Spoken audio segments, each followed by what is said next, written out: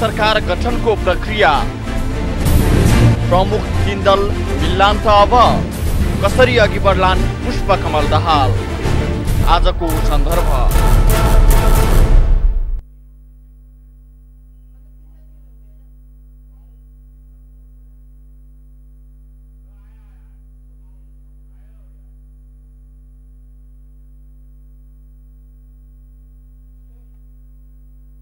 नमस्कार, माउन्टेन टेलिभिजनको दैनिक प्रस्तुति आजको सन्दर्भमा यहाँहरूलाई स्वागत छ।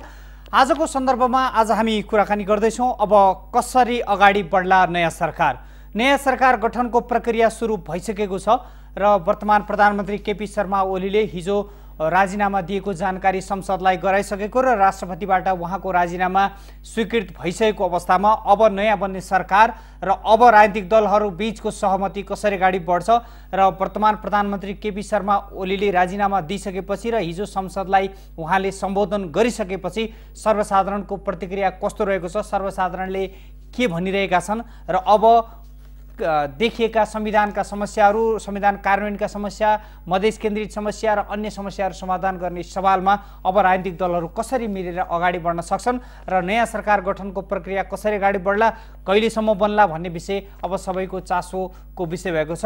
आजको कार्यक्रममा हामी यही विषयवस्तुमा केन्द्रित भएर कुराकानी गर्दछौँ र कार्यक्रमको सुरुवातमा हामी अहिले नयाँ सरकार गठनको प्रक्रिया र हिजो प्रधानमन्त्री केपी शर्मा ओलीले राजीनामा दिइसके पछाडि सर्वसाधारणहरूले यो भनाइ कस्तो राखेका छन्, के छ सर्वसाधारणको भनाइ भन्ने विषय सबैभन्दा महत्त्वपूर्ण पाठ हो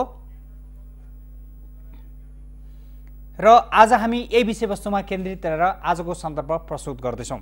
र नयाँ सरकार गठनको प्रक्रिया अब भोलिबाट सुरु हुने बताइएको छ। राष्ट्रपतिले बाधा अड्काउ फुकाउका लागि भनेर राष्ट्रपतिकोमा सिफारिस गरिसकेको अवस्था र अब नयाँ सरकार गठनको प्रक्रिया अगाडि बढ्न थालिसकेपछि अब प्रधानमन्त्रीको रूपमा दावेदारका रूपमा अगाडि देखिनुभएका पुष्पकमल दाहाल प्रचण्डले अब राजनैतिक समीकरण कसरी मिलाएर अगाडि बढ्नुहुन्छ, कुन कुन दलहरू अब बन्ने सरकारमा सहभागी हुन्छन् र 3 वटा प्रमुख राजनीतिक दल बीचको सम्बन्ध जुन किसिमबाट अहिले चिसिएको छ त्यो सम्बन्ध अब कसरी फेरि न्यानो बन्न सक्छ र संविधान कार्यान्वयन र देशमा देखिएका अन्य खाले समस्याहरू समाधान गर्नेतर्फ दलहरूको भूमिका कस्तो हुन्छ भन्ने कुरा सबैभन्दा महत्त्वपूर्ण पाठ हो। भूकम्पपछिको पुनर्निर्माण र संविधान कार्यान्वयन, मधेसमा देखिएका समस्या र अन्य प्राकृतिक प्रकोपले देश आक्रान्त छ। यो अवस्थामा अब बन्ने नयाँ सरकारको समीकरण कस्तो हुन्छ र दलहरू बीचको समझदारी कस्तो हुन्छ, यही विषयवस्तुमा आज हामी केन्द्रित रहेका छौँ र यही विषयवस्तुमा कुराकानी गर्नका लागि हाम्रा सहकर्मी दीपक धिताल अहिले हामीसँग हुनुहुन्छ। दीपकसँग अहिलेको राजनीतिक परिदृश्य र अहिलेको परिवर्तित राजनीतिक घटनाक्रम र वर्तमान प्रधानमन्त्री केपी शर्मा ओलीको राजीनामा पछाडि सर्वसाधारणको प्रतिक्रिया र आम जनमानसको भनाइ लगायतका विषयवस्तुमा हामी दीपकसँग कुराकानी गर्दछौँ। दीपक हजुर, राधेश्याम, के छ अहिले वर्तमान प्रधानमन्त्री केपी शर्मा ओलीले राजीनामा दिइसके पछाडि सर्वसाधारणको प्रतिक्रिया र अहिले राजनीतिक परिदृश्यमा देखिएका घटनाक्रमहरूको पछिल्लो जानकारी तपाईसँग के छ? अब राधेश्याम, जुन सर्वसाधारणको प्रतिक्रियाकै विषयको कुराकानी गर्ने हो भने आजभोलि जुन 21औं शताब्दीमा सञ्चारको प्रविधि त्यो सामाजिक सञ्जालमा छताछुल्ल देखिन्छन् र त्यसलाई एउटा आधार माने एकातर्फको आधार त्यसलाई मान्ने हो भने जुन रूपमा प्रधानमन्त्री वाइवाई बटुलेर आएका थिए सत्तामा र 9 महिनापछि जुन तवरले गएर वाइवाई बटुलेर नै गएका छन् र आजको यो परिस्थिति अहिलेको जुन विकासको सपना देखाइदिएका प्रधानमन्त्री कुन बाध्यताका कारण यसरी हटाइयो र किन हटाइनु पर्यो भन्ने एउटा धेरैको चासोको विषय बनेको छ। आम सर्वसाधारणको लागि, एउटा पार्टीका कार्यकर्ताहरूको लागि फरक विषय रहला, एउटा राजनीतिक आस्था भएका व्यक्तिहरूका लागि फरक पाठो रहला कि जुन एउटा आफ्नो पार्टीको नेता अर्थात् अर्को विद्रोही पार्टीको र विरोधी पार्टीको नेता गिराएर अर्को पार्टीको आफ्नो पार्टीको नेतालाई सत्तामा पुर्याउनु एउटा कार्यकर्ताको चाहना स्वभावतः रहन सक्छ र त्यो विषयमा केही कार्यकर्ता बाहेक आम सर्वसाधारणको राजनीतिमा चासो नराख्ने तर राजनीतिक परिवर्तनको रूपमा विकास र स्थिरताको चासो राख्ने विषयहरूका जुन आम सर्वसाधारणहरू छन् यति चाँडै 9 महिनामा नै यति यो सरकार परिवर्तन आवश्यक थियो थिएन यो भने अब मूल्याङ्कनको पाटो रहनेछ र हामीले भन्दा चाहिँ यति चाँडै नै सरकार परिवर्तनको आवश्यकता जस्तो लागेको थिएन कि यो अर्थमा 5 महिनासम्म नाकाबन्दी झेलेको थियो, त्यस पछाडि बजेट ल्यायो र जुन परिस्थिति सामना गर्दा गर्दै विकासका सपना देखाउँदा देखाउँदै र एउटा परिवर्तनमुखी र विकासमुखी बजेट प्रस्तुत गरिसके पछाडि विभिन्न दबावका बीचमा सरकार परिवर्तन गराइएको हल्ला छ। यसका कारणले सर्वसाधारणहरू केही निराशापन र राजनीतिक अस्थिरता फेरि पनि निम्तिने हो कि देशको राजनीतिक सङ्कट फेरि झन् चुलिने पो हो कि भनेर एउटा प्रकारको चिन्ता र चासोको विषयमा देखिएका छन् राधेश्यामजी। दीपक, यो वर्तमान प्रधानमन्त्री केपी शर्मा ओलीले हिजो जुन संसदमा जुन सम्बोधन गर्नुभयो, यो सम्बोधन पछाडि सर्वसाधारणको प्रतिक्रिया कस्तो पाउनु भएको छ? सम्बोधन पछाडिका प्रतिक्रिया हेर्दाखेरि जुन तवरले संसदमा सम्बोधन गरिरहँदा आफूले गरेका कार्यहरू र अविश्वासको प्रस्तावमाथि उठेका प्रश्नको जवाफ दिने क्रममा उहाँले व्यक्त गर्नुभएका प्रतिक्रियाहरू जुन थिए ती विषयले धेरै चर्चा बटुले र मैले सुरु गरेका कामहरू अब कसरी गर्नुहुन्छ जनताले सुन्ने गरी मैले सोधेको छु र जनताले सुन्दै गरी नै म त्यसको उत्तर चाहन्छु भनेर प्रधानमन्त्री केपी शर्मा ओलीले जुन संसदमा सम्बोधन गर्नुभयो त्यस्तै लगायत उहाँका धेरै सम्बोधनहरू चर्चित रहे र त्यही सम्बोधनलाई आधार मानेर सर्वसाधारणहरूले नै हामीलाई अब जवाफ चाहिन्छ। प्रधानमन्त्रीले जुन सुरु गर्नुभएका काम कारबाहीहरू उदाहरणको लागि भन्नुपर्दा चीनसँगको एउटा पारवान सन्धि सम्झौता भएका छन्। खैर एउटा अहिले कागजमा मात्र सीमित होला, व्यवहारमा लागू गर्न 5-10 वर्ष होला, तर त्यो प्रक्रिया बिचैमा टुट्ने पो हो कि त्यसलाई निरन्तरता दिनको लागि अहिलेका गठबन्धनले के कामहरू गर्लान्, यो गरिसके पछाडि अहिलेको यो जुन सरकारले गरेको छ नयाँ सरकारले पनि त्यसरी नै अगाडि बढाउला कि नबढाउला, संविधान कार्यान्वयनमा देखिएको जटिलता के होला, भूकम्प पछिको जुन पुनर्निर्माण कार्य छ रोकिएको जुन सुस्त गतिमा अगाडि बढेको भनेर आरोप लगाइएका दलहरू अहिले सरकारको गठबन्धनमा नयाँ बन्दै सरकारको गठबन्धनका लागि तत्पर देखिएका छन्। उनीहरूले कसरी अगाडि बढाउलान्, प्रधानमन्त्रीले एउटा तवरले गर्न खोजिरहँदाखेरि हुन सकेको थिएन, ती कामहरू कसरी होलान् भन्ने जुन जिज्ञासा र प्रतिक्रिया पनि यस्तै नै रहेको छ। र अर्को विषय अहिले तराई मधेसमा रहेका दलहरू आन्दोलनमा थिए र प्रधानमन्त्री केपी शर्मा ओलीको विपक्षमा मतदान गर्नको लागि भनेर सदनमा आइसके पछाडि अब तराई मधेसका मुद्दाहरू कसरी समाधान होलान्, नयाँ गठबन्धनबाट राजनीतिक निकास के होला भन्ने विषय पनि त्यत्तिकै चासोको विषय रहेको छ। राष्ट्रिय स्वाधीनताको विषय पनि त्यत्तिकै चर्चामा सर्वसाधारणको चासोको जिज्ञासाको र प्रतिक्रियाको विषय यस्तै विषयमा नै रह्यो। जुन जनसवालका विषयहरू, युवालाई उद्यमी बनाउने कुराहरू, विद्यार्थीलाई शैक्षिक प्रमाणपत्र राखेर ऋण दिने कुराहरू लगायत यी विषय अनि सामाजिक सुरक्षा भत्ताको विषयमा अहिले वृद्धहरूलाई भत्ता बढाइएको विषय, त्यो विषयहरूले निरन्तरता पाउनुपर्छ र केपी ओली नेतृत्वको सरकारले गरेका जुन राम्रा कामहरू छन् त्यसलाई निरन्तरता दिनको लागि कतिको सक्षम होला नयाँ गठबन्धन भन्ने विषयमा त्यत्तिकै चासो र प्रतिक्रिया पनि पाइरह्यो। राधेश्यामजी, दीपक, जस्तो यो केपी अहिलेको वर्तमान सरकार अब जाँदै डाक्टर गोविन्द केसीको अनसन पनि तोडाउन सफल भएको छ र अन्तिम अवस्थामा जाँदै उहाँसँग एउटा सहमति पनि भएको छ। यो विषयमा पनि सर्वसाधारणको प्रतिक्रिया बुझ्नु भएको छ के छ?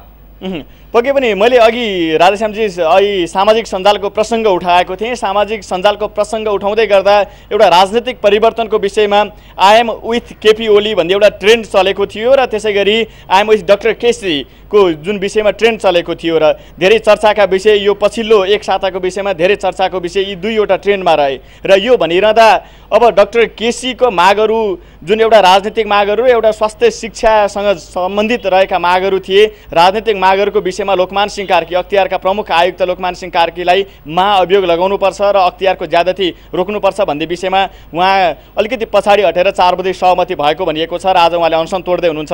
र अलिकति विवादित विषय एमाले नेताहरू र मनमोहनको जुन नाममा बनेको सहकारीबाट सञ्चालन गर्न लागेको मनमोहन मेमोरियल कलेज जुन थियो शिक्षण अस्पताल, त्यो विषयको विवाद थियो। त्यो न्याम्सले अर्थात् वीर अस्पतालको जुन मातहतमा आइसक्ने भइसके पछाडि वीर हस्पिटल न्याम्सले किन्ने भइसके पछाडि सम्भवतः एमाले भित्रको एउटा देखिएको विवाद पनि त्यसबाट साम्य हुने र एक प्रकारको एमाले नेतृत्व चाहिँ डाक्टर केसी प्रति अलिकति विपक्षमा छ, डाक्टर केसीका मागहरूप्रति अलिकति मन पराइरहेको छैन भन्ने एउटा धारणा थियो। तर प्रधानमन्त्री ओली बाहिरिँदै गर्दा ती मुद्दाहरू जुन सरकारी वार्ता टोली र केसी बीच हिजो 4 बजे सम्झौता भयो त्यस पछाडि प्रधानमन्त्री ओलीले जाँदा अर्को राम्रो काम गर्नुभयो भन्ने प्रतिक्रिया पनि त्यत्तिकै पाइयो र अब आशा गरौँ डाक्टर केसीले जुन उठाउनु भएका मागहरू र जुन सरकारले सम्झौता गरेका छन् ती सम्झौताहरू पालना होस् र डाक्टर केसी अर्कोचोटि अनसन बस्नु नपरोस् भन्ने प्रतिक्रिया पनि त्यत्तिकै छन्। राधेश्यामजी, दीपक, अब नयाँ बन्ने सरकारका लागि मन्त्री बन्ने दौडधुपहरू र विभिन्न शक्ति केन्द्र धाउनेहरूको पनि चाहिँ अहिले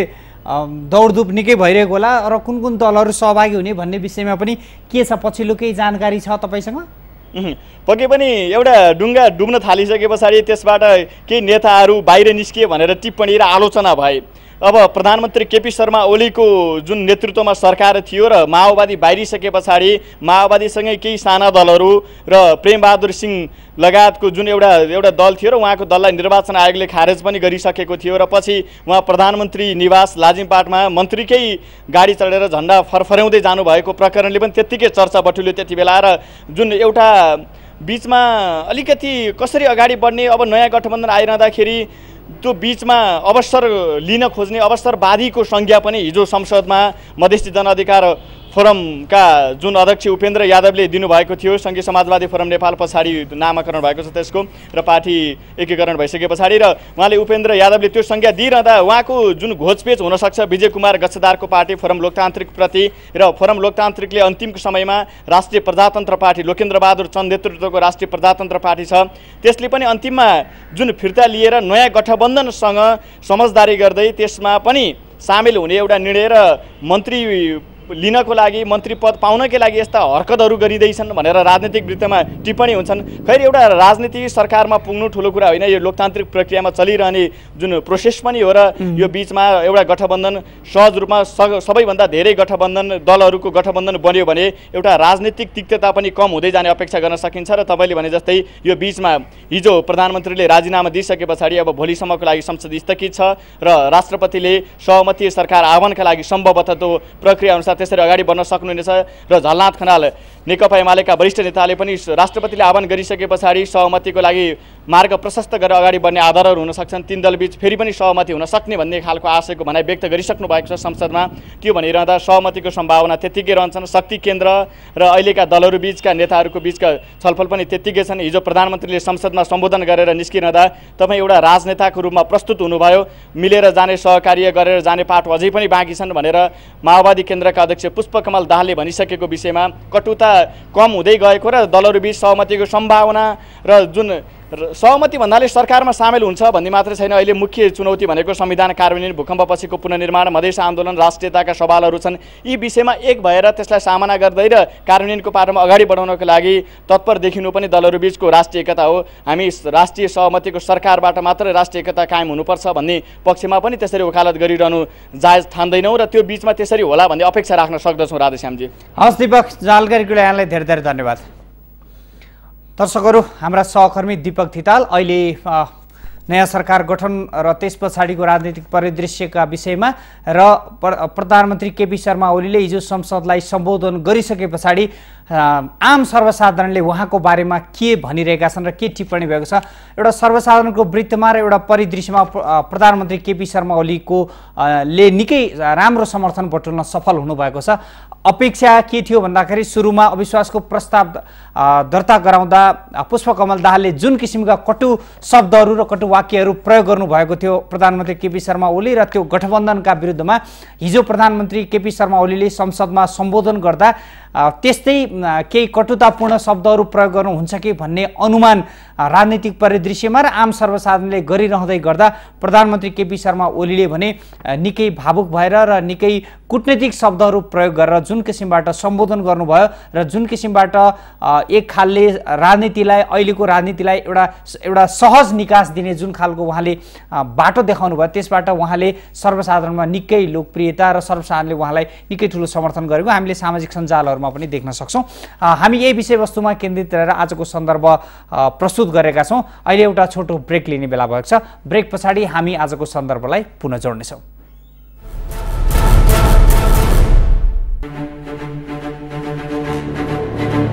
नयाँ सरकार गठनको प्रक्रिया, प्रमुख तीन दल मिल्लान् त अब कसरी अघि बढ्लान् पुष्पकमल दाहाल। आजको सन्दर्भ।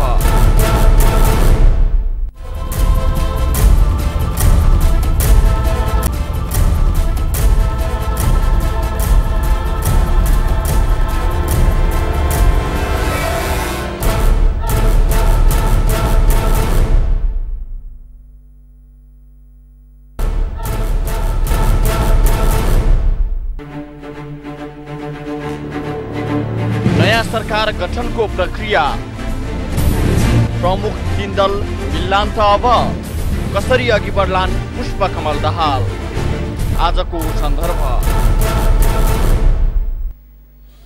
ब्रेकपछि यहाँहरूलाई पुनः कार्यक्रममा स्वागत छ। आज हामी कुराकानी गरिरहेका छौँ आजको सन्दर्भमा कसरी अगाडि बढ्ला नयाँ सरकार। अब नयाँ सरकार गठनको प्रक्रिया सुरु भइसकेपछि अब त्यो गठनको प्रक्रिया कस्तो हुन सक्छ, एउटा मुद्दा त्यो हो। त्यस पछाडि नयाँ सरकार गठनको प्रक्रियामा कुन कुन दलहरू, यसको राजनीतिक परिदृश्य कस्तो हुन सक्छ, त्यो हाम्रो दोस्रो मुद्दा हो। र तेस्रो मुद्दा भनेको अबको राजनीतिक घटनाक्रम र अबका राजनीतिक दलहरूको बीचको दूरी जुन किसिमबाट बढिरहेको छ, अब त्यो घट्ने काम कसरी हुन सक्छ र राजनीतिक दलहरू मिलेर सहमतिको आधारमा संविधान कार्यान्वयन गर्ने र देशमा देखिएका समस्याहरू समाधान गर्दै जाने जुन खालको लक्ष्य विगतमा राजनीतिक दलहरूले लिएका थिए, त्यसलाई समाधान गर्ने तहमा राजनीतिक दलहरूको भूमिका के हुन सक्छ, यही विषयवस्तुमा केन्द्रित रहेर आजको सन्दर्भ हामी प्रस्तुत गरिरहेका छौँ। र यही विषयवस्तुमा कुराकानी गर्नका लागि हाम्रो स्टुडियोमा 3 जना अतिथिहरू पनि आइसक्नु भएको छ। म उहाँहरूलाई स्टुडियोमा स्वागत गर्न चाहन्छु। हामीसँग 3 जना अतिथिहरू हुनुहुन्छ। नेपाली काङ्ग्रेसका नेता एनपी साउद, त्यस्तै अधिवक्ता विजयकान्त मैनाली र राजनीतिक विश्लेषक डाक्टर इन्द्र अधिकारी। यहाँहरू 3 जनालाई कार्यक्रममा स्वागत छ। धन्यवाद। अब मैले विजयजीबाट कार्यक्रमको सुरुवात गर्न चाहेँ। अब केपी ओली सरकारले प्रधानमन्त्रीबाट राजीनामा दिइसके पछाडि नयाँ सरकार गठनको प्रक्रिया त अब सुरु भयो नि, होइन? त्यो मार्ग सुरु भयो। अब नयाँ सरकार गठनको प्रक्रिया र प्रोसेस के हुन्छ त्यो अलिकति बताइदिनुहोस्। अब हिजो सदनमा प्रधानमन्त्रीले जब आफ्नो राजीनामा दिएको कुराको जानकारी गराउनुभयो, अब राष्ट्रपतिले राजीनामा स्वीकृत पनि गरिसक्नु भएको छ। यही सँगसँगै हिजोको क्याबिनेटले निर्णय गरेर अहिलेको सरकार बन्नको लागि जुन संवैधानिक अडचन देखिन्थ्यो, सरकार जान सक्ने तर नयाँ सरकार बन्न सक्ने प्रोसेसमा जुन ग्याप देखिन्थ्यो कन्स्टिट्युसनमा, त्यसको लागि बाधा अड्काउको लागि, फुकाउनको लागि राष्ट्रपति कहाँ क्याबिनेटको सिफारिससहित गएको छ। अब यस सन्दर्भमा राष्ट्रपतिले पहिला यो चिजका इन्डोर्स गर्नु पर्यो, त्यसको अनुमोदनको प्रोसेसमा पार्लियामेन्ट जानु पर्यो। त्यो पार्लियामेन्टमा अनुमोदनको प्रक्रियाहरू सकिसकेपछि जुन प्रोसेस कानुनले निर्धारण गरेको छ, त्यो निर्धारित प्रोसेसहरू सकिसकेपछि राष्ट्रपतिले जेनरली 7 दिनभित्र नयाँ प्रधानमन्त्रीको चयनको लागि सहमति प्रणालीलाई उहाँले प्रोसेसलाई अगाडि थाल्नको लागि पार्लियामेन्टमा जानुहुन्छ। त्यही प्रोसेस अन्तर्गत मलाई लाग्छ नयाँ सरकार बन्ने मार्ग अगाडि हुन्छ। भनेपछि साउनभित्रै देशले नयाँ सरकार पाउने भयो? पाउने नै जस्तो देखिन्छ। 10-12 दिनको बिचमा त लगभग त्यो समयभित्र त नयाँ आउनेछ। त्यसमा सायद त्यति ठुलो बाधा हुन्छ जस्तो मलाई लाग्दैन। कानुनी रूपमा त्यस्तो खालको जटिलता देखिएर फेरि लम्बिने प्रोसेस, लम्बिने खालको अवस्था छ कि छैन, के छ? कानुनी रूपमा, संवैधानिक रूपमा हामीले हेऱ्यौँ भने त संविधान अहिले पनि क्लियर नभएको विषय हो।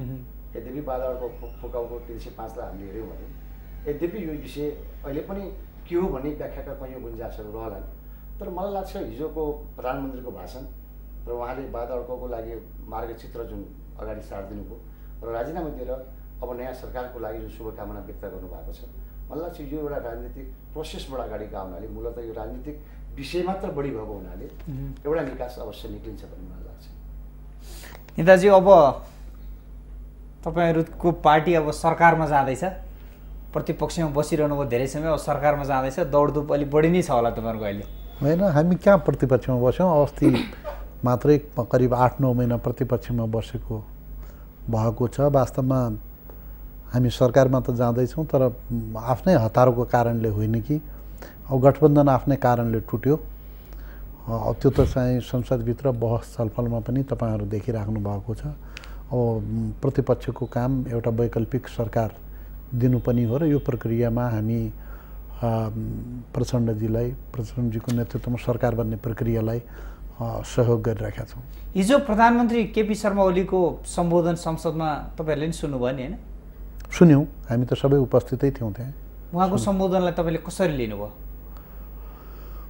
अब उहाँले चाहिँ धेरै जस्ता कुराहरू माओवादीसँग लक्षित गरेर र पुरानो गठबन्धनको काम कारबाही, उच्चस्तरीय संयन्त्र जस्ता कुरामा चाहिँ केन्द्रित रहेर बोल्नु भएको छ र केही कुराहरू आफूले ल्याएका विकास सम्बन्धी एजेन्डाहरू जुन उहाँहरूले लङ टर्म इफेक्ट हुने किसिमका कार्यक्रमहरू उहाँहरूले चाहिँ ल्याउनु भएको थियो, त्यस्तो कार्यक्रमहरू अल्पत्र पर्छन् कि भन्ने आफ्नो तर्फबाट चिन्ता चासो र सरोकार पनि राख्नुभयो। मूलतः यही दुई कुरा चाहिँ त्यसको अन्तर्यमा रहेको छ। र फेरि तेस्रो कुरो त्यहाँ बोल्दाखेरि केही कम्प्लिकेसन आउँछ कि जसरी बाहिर एमालेको संसद दलको बैठकमा या अन्य कुनै ठाउँमा चाहिँ म हट्ने व्यवस्था संविधानले सोचेको छैन, सरकार परिवर्तनको परिकल्पना गरिएको छैन भनेर उहाँले एमालेको तर्फबाट लगातार छलफल बहसमा यस्ता मुद्दाहरू ल्याउँदै थिए। उहाँले चाहिँ केही कुराहरू त्यस्तो भन्नुहुन्छ कि भन्ने मान्छेले अपेक्षा गरेका थिए। उहाँले पिसफुल एक्जिट उहाँले चाहिँ दिनुभयो। आफूले रिजाइनेसन अल्पमतमा परेको कुरालाई स्वीकार गरेर उहाँले चाहिँ आफूले राजीनामा दिनुभयो र उहाँको नेतृत्वको मन्त्रीमण्डलले पनि केही प्राविधिक समस्याहरू जुन समस्याका कारणले सरकार हस्तान्तरणको वैधानिक प्रबन्ध छैन भन्ने उहाँहरूको चिन्ता चासो थियो, त्यसलाई सच्याउने रूपमा मन्त्री परिषदले केही बाधा अड्काउ फकाउने सम्बन्धमा केही कुराहरू राष्ट्रपतिका सिफारिस पनि निर्णय गरेर सिफारिस गरेको पनि देखियो। त्यसमा हिजोको सम्बोधन वास्तवमा ओलीजीले गर्नुभएको सम्बोधन मान्छेले अपेक्षा गरेकै बमोजिम थियो। यस्तै सम्बोधन आउँछ भन्ने अपेक्षा थियो तपाईँको? उहाँसँग अप्सनहरू केही थिएन। उहाँहरू आफै पनि व्याख्या गरेर भनिराख्नु भएको थियो कि अल्पमतमा परेको कुरा स्वीकार गरिसक्नु भएको थियो, संविधानमा अविश्वासको प्रस्ताव राख्ने व्यवस्था छ भन्ने कुरा स्वीकार गरिसक्नु भएको थियो, त्यसपछि संसद विघटनको प्रक्रियामा हामी जान्नौँ भन्ने कुरा स्वीकार गरिसक्नु भएको थियो। अब अविश्वासको प्रस्ताव पारित भइसकेको सरकार सत्तामा रहिरहन्छ किनभने त्यो सरकार जाने प्रबन्ध यसमा चाहिँ गरिएको छैन भन्ने कुरा त्यो धेरै दिनसम्म एक्जिस्ट हुने कुरा थिएन। त्यो त अविश्वासको प्रस्ताव पारित भइसकेको सरकार या त पार्लियामेन्टै जानु पर्यो, पार्लियामेन्ट जाने प्रबन्ध छैन, त्यसपछि त्यो सरकारै जाने हो, त्यो सरकार कहाँबाट जाने भन्ने कुराका बारेमा कुनै एकाध शब्द उहाँहरूले समाति राख्नु भएको थियो। कुनै संविधान प्रारम्भ भएको बखतको बारेमा मात्रै सरकार बनाउने धाराले परिकल्पना गरेको छ, त्योभन्दा बाहेकका बारेमा होइन भनेर उहाँहरूले जस्तो कि अहिले पनि भनिराख्नु भएको छ। अब त्यो कुरा भनिराख्नु भएको थियो, हामीलाई पुरा विश्वास थियो उहाँले चाहिँ या रिजाइनेसन दिनुहुन्छ या फेस गर्नुहुन्छ, त्योभन्दा बाहेक उहाँसँग विकल्प थिएन। इन्द्रजी, अब अहिलेको राजनीतिक घटनाक्रम र वर्तमान प्रधानमन्त्री केपी शर्मा ओलीको राजीनामा र अबको राजनीतिक घटनाक्रमलाई तपाईँले कसरी विश्लेषण गर्नुभएको छ? मैले चाहिँ मैले पनि हिजो पार्लियामेन्टमै नगए पनि होल डे मेरो चाहिँ टेलिभिजनमै बित्या हो। प्रधानमन्त्री केपी शर्मा ओलीको जुन सम्बोधन छ त्यो तपाईँले एक्सपेक्ट गर्नुभएको थियो उहाँको त्यस्तै खालको सम्बोधन आउँछ भनेर?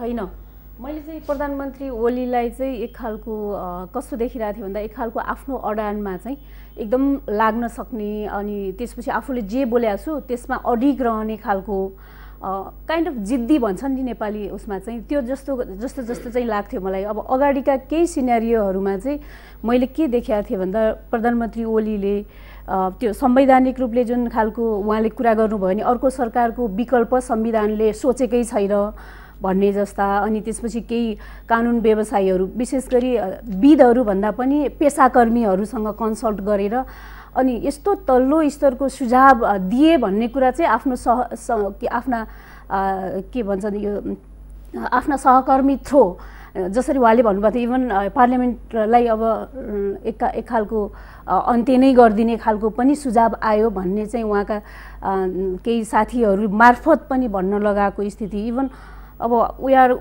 विथ केपी ओली भनेर सोसल मिडियाहरू मोबिलाइजेसन्स गरेका कुराहरू होइन, त्यसपछि एउटा फ्री युथ ग्रुप क्रिएट गरेर उहाँहरूकै आफ्नै युवा सङ्घका साथीहरूको नेतृत्वमा त्यो खालको सोसल मोबिलाइजेसन्स गरेका यी सबै प्रक्रियाहरूले चाहिँ मलाई के लाग्थ्यो, उहाँले चाहिँ एउटा एकदमै कुरा के पनि भन्नुभएको थियो भन्दाखेरि ठिकै छ अब सांसदमा मेरो विरुद्ध अथवा मेरो सरकारको विरुद्ध एक खालको उनी दर्ता भइसकेका छ भने चाहिँ म राजीनामा दिनुको कुनै मतलब छैन, म फेस गर्छु सांसद पनि भन्नुभएको थियो।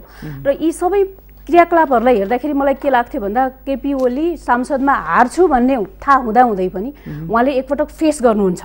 मैले चिनेको केपी ओली चाहिँ मैले त्यो पाएको थिएँ, उहाँ सांसद फेसै गर्नुहुन्छ भन्ने पाएको थिएँ। तर उहाँको त्यो जुन जसरी उहाँले चाहिँ राष्ट्रपति लाई अब बाधा फुकाउने भनेर जुन खालको उहाँले चाहिँ त्यो खालको जानकारी गराउनु र उहाँको राजीनामा चाहिँ मेरो लागि अनएक्सपेक्टेड थियो। मैले चाहिँ त्यो खालको एक्सपेक्टेसन गरेको थिइनँ। उहाँले सांसद नै फेस गर्नुहुन्छ, अल्पमतमा हुनुहुन्छ नै, त्यो सांसदले नै डिक्लेयर गर्छ। अब दुवै खालका प्रक्रिया सांसदीय प्रक्रिया हुन् होइन। उहाँ अल्पमतमा परेर राजीनामा दिनु पनि सांसदीय प्रक्रिया नै हो र आफ्नो अल्पमत भन्नाले म बहुमतमा छैन भन्ने कुरा उहाँले रियलाइज गर्नुभयो भन्ने कुरा फेल भइसकेको अवस्था र अर्को चाहिँ उहाँ सांसद थ्रो जान्छु भन्नुभयो भने पनि त्यो सांसदीय विधि नै हो। त्यसले गर्दा उहाँले संसदीय विधिबाट ढलपल हुनुभएको छ भन्ने चाहिँ मलाई लाग्यो होइन। तर पनि उहाँको जुन स्ट्यान्ड थियो नि सुरुमा उहाँले चाहिँ आफूलाई जसरी स्ट्रङ देखाउनु भएको थियो, मैले यो बिचमा के पनि साथ सोचेको थिएँ भन्दा उहाँले जुन खालको कन्फिडेन्स सो गर्नुभएको थियो त्यसले चाहिँ फर्दर केही चलखेल छ कि भन्ने पनि मलाई लागिरहेको थियो। तर पनि अप्सन त संवैधानिक रूपले पनि देखिरहेको थिइनँ। अनि आउँदा जुन खालका भन्नाले सरकारलाई अपोज गरेका जुन खालका सङ्गठनहरू थिए ती बलिया पनि थिए र संसदमा बहुमत बन्ने स्थिति पनि थियो। अनि अरू केही हिन्ट्सहरू देखिया थिए जसले उहाँलाई सपोर्ट गर्ने पार्टीहरूले पनि उहाँलाई बिस्तारै छोड्ने मनस्थिति बनाइरहेको पनि हामीले देखिरहेको थियौँ। त्यति हुँदाहुँदै पनि मलाई कतै कतै चाहिँ उहाँको कन्फिडेन्सको लेभल हेर्दाखेरि के लाग्थ्यो भन्दा अरू फर्दर केही चलखेल हुँदैछ। तर त्यो अल्टिमेटली जुन कुरा मैले देखेँ आम सर्वसाधारणले मलाई त्यस्तो लागिरहेको थियो। त्यो चाहिँ हो जसरी मैले चाहिँ पछि आएर चाहिँ के गरेँ भन्दाखेरि नि अब हाम्रो संस्कारलाई पनि उहाँले अलिकति मजाले बुझ्नु भएको रहेछ कि उहाँ अलिकति अहिले चाहिँ परिपक्व हुनुभएको हो अथवा मैले उहाँलाई गलत बुझ्या हो भन्ने पनि मैले लास्टमा कसरी भने भन्दाखेरि अब त्यो हामीले चाहिँ जेनरली के गर्छौँ भन्दाखेरि उहाँले हामी कोही मान्छे भोलि मलाई अब काम लाग्दै छैन है भन्ने सोच्यौँ भने चाहिँ उसले हामीले पुरै इग्नोर गर्न सुरु गरिहाल्छौँ कि। र उहाँले चाहिँ त्यो भन्नुको पछाडि चाहिँ मलाई जसले समर्थन दिनुभएको छ यिनीहरूले मलाई अहिले नै नाङ्गे झार पारिदिने त होइन भन्ने कुराले पनि आफ्नो कन्फिडेन्स सो गर्दै गरे स्थिति हो कि भन्ने चाहिँ एउटा कुरा लाग्यो। र अर्को चाहिँ उहाँले जुन ढङ्गले उहाँको बोलीचालीको कुराहरूलाई हेर्दा सधैँभरि सटायरिक हुने खालको अलि क्षुद्र ढङ्गले नै कसैलाई घोचपेच गर्ने खालको उहाँलाई हामीले बुझेका कुरा हुन् नि त। तर उहाँ जसरी उहाँले एकदम शालीन ढङ्गले जसरी हिजो पनि सटायर त गरौँ त सटायर गर्नुभयो तर त्यो एकदमै शालीन त्यो एकदमै भन्न मिल्ने र भद्र ढङ्गले गर्नुभएको थियो होइन। उहाँको अघिल्ला भाषणहरूको तुलनामा हिजोको जुन खालको त्यो सौम्यता उहाँले देखाउनु भएको थियो, जुन खालको मच्युरिटी देखाउनु भएको थियो त्यसले चाहिँ मलाई के लाग्छ भने उहाँले चाहिँ अबका प्रक्रियाहरूलाई पनि अप्ठ्यारो पार्ने नियत चाहिँ मैले हिजोको सम्बोधनबाट चाहिँ छैन होला भन्ने लाग्छ मलाई चाहिँ। त्यसले गर्दाखेरि के छ भन्दाखेरि अब अभियसली ठुलो पार्टी नेपाली काङ्ग्रेस र अब तेस्रो पार्टी माओवादी एकताको माओवादी केन्द्रको चाहिँ अहिलेसम्मको चाहिँ त्यो खालको कोलिसन गभर्मेन्ट बन्ने भन्ने चाहिँ उहाँहरूको उ छ। तर पनि अपोजिसनमा बस्ने मनस्थितिमा अहिलेसम्म देखिएको एमालेको नेतृत्व पनि त्यो खालको सौहार्दतापूर्ण ढङ्गले भन्नाले पार्लियामेन्टमा देखिएको हुनाले होइन उहाँको कुराहरूमा पोलिटिकल प्रोसेसहरू सहज नै हुन सक्ने देखिन्छ। सहज भन्नाले आशा गरे जस्तै एकदमै भन्नाले अब भद्रगोल पार्ने नियतले चाहिँ अपोजिसनको लागि अपोजिसन सायद एमाले नहोला भन्ने नै मेरो विश्लेषण हो। दर्शकहरू हामी आज कुराकानी गरेका छौँ अब नयाँ बन्ने सरकार र त्यसमा देखिएका संवैधानिक पाटोहरू र राजनैतिक परिदृश्य र राजनीतिक घटनाक्रम हामी यही विषयमा कुराकानी गरेका छौँ र अहिले एउटा छोटो ब्रेक लिने बेला भएको छ। ब्रेक पछाडि हामी यो कुराकानी र संवादलाई पुनः जोड्नेछौँ।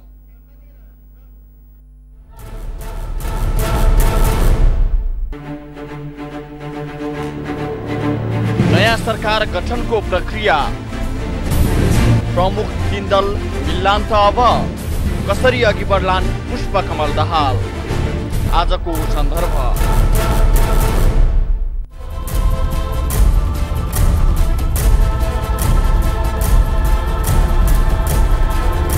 रूपमा देखिनु भएको छ।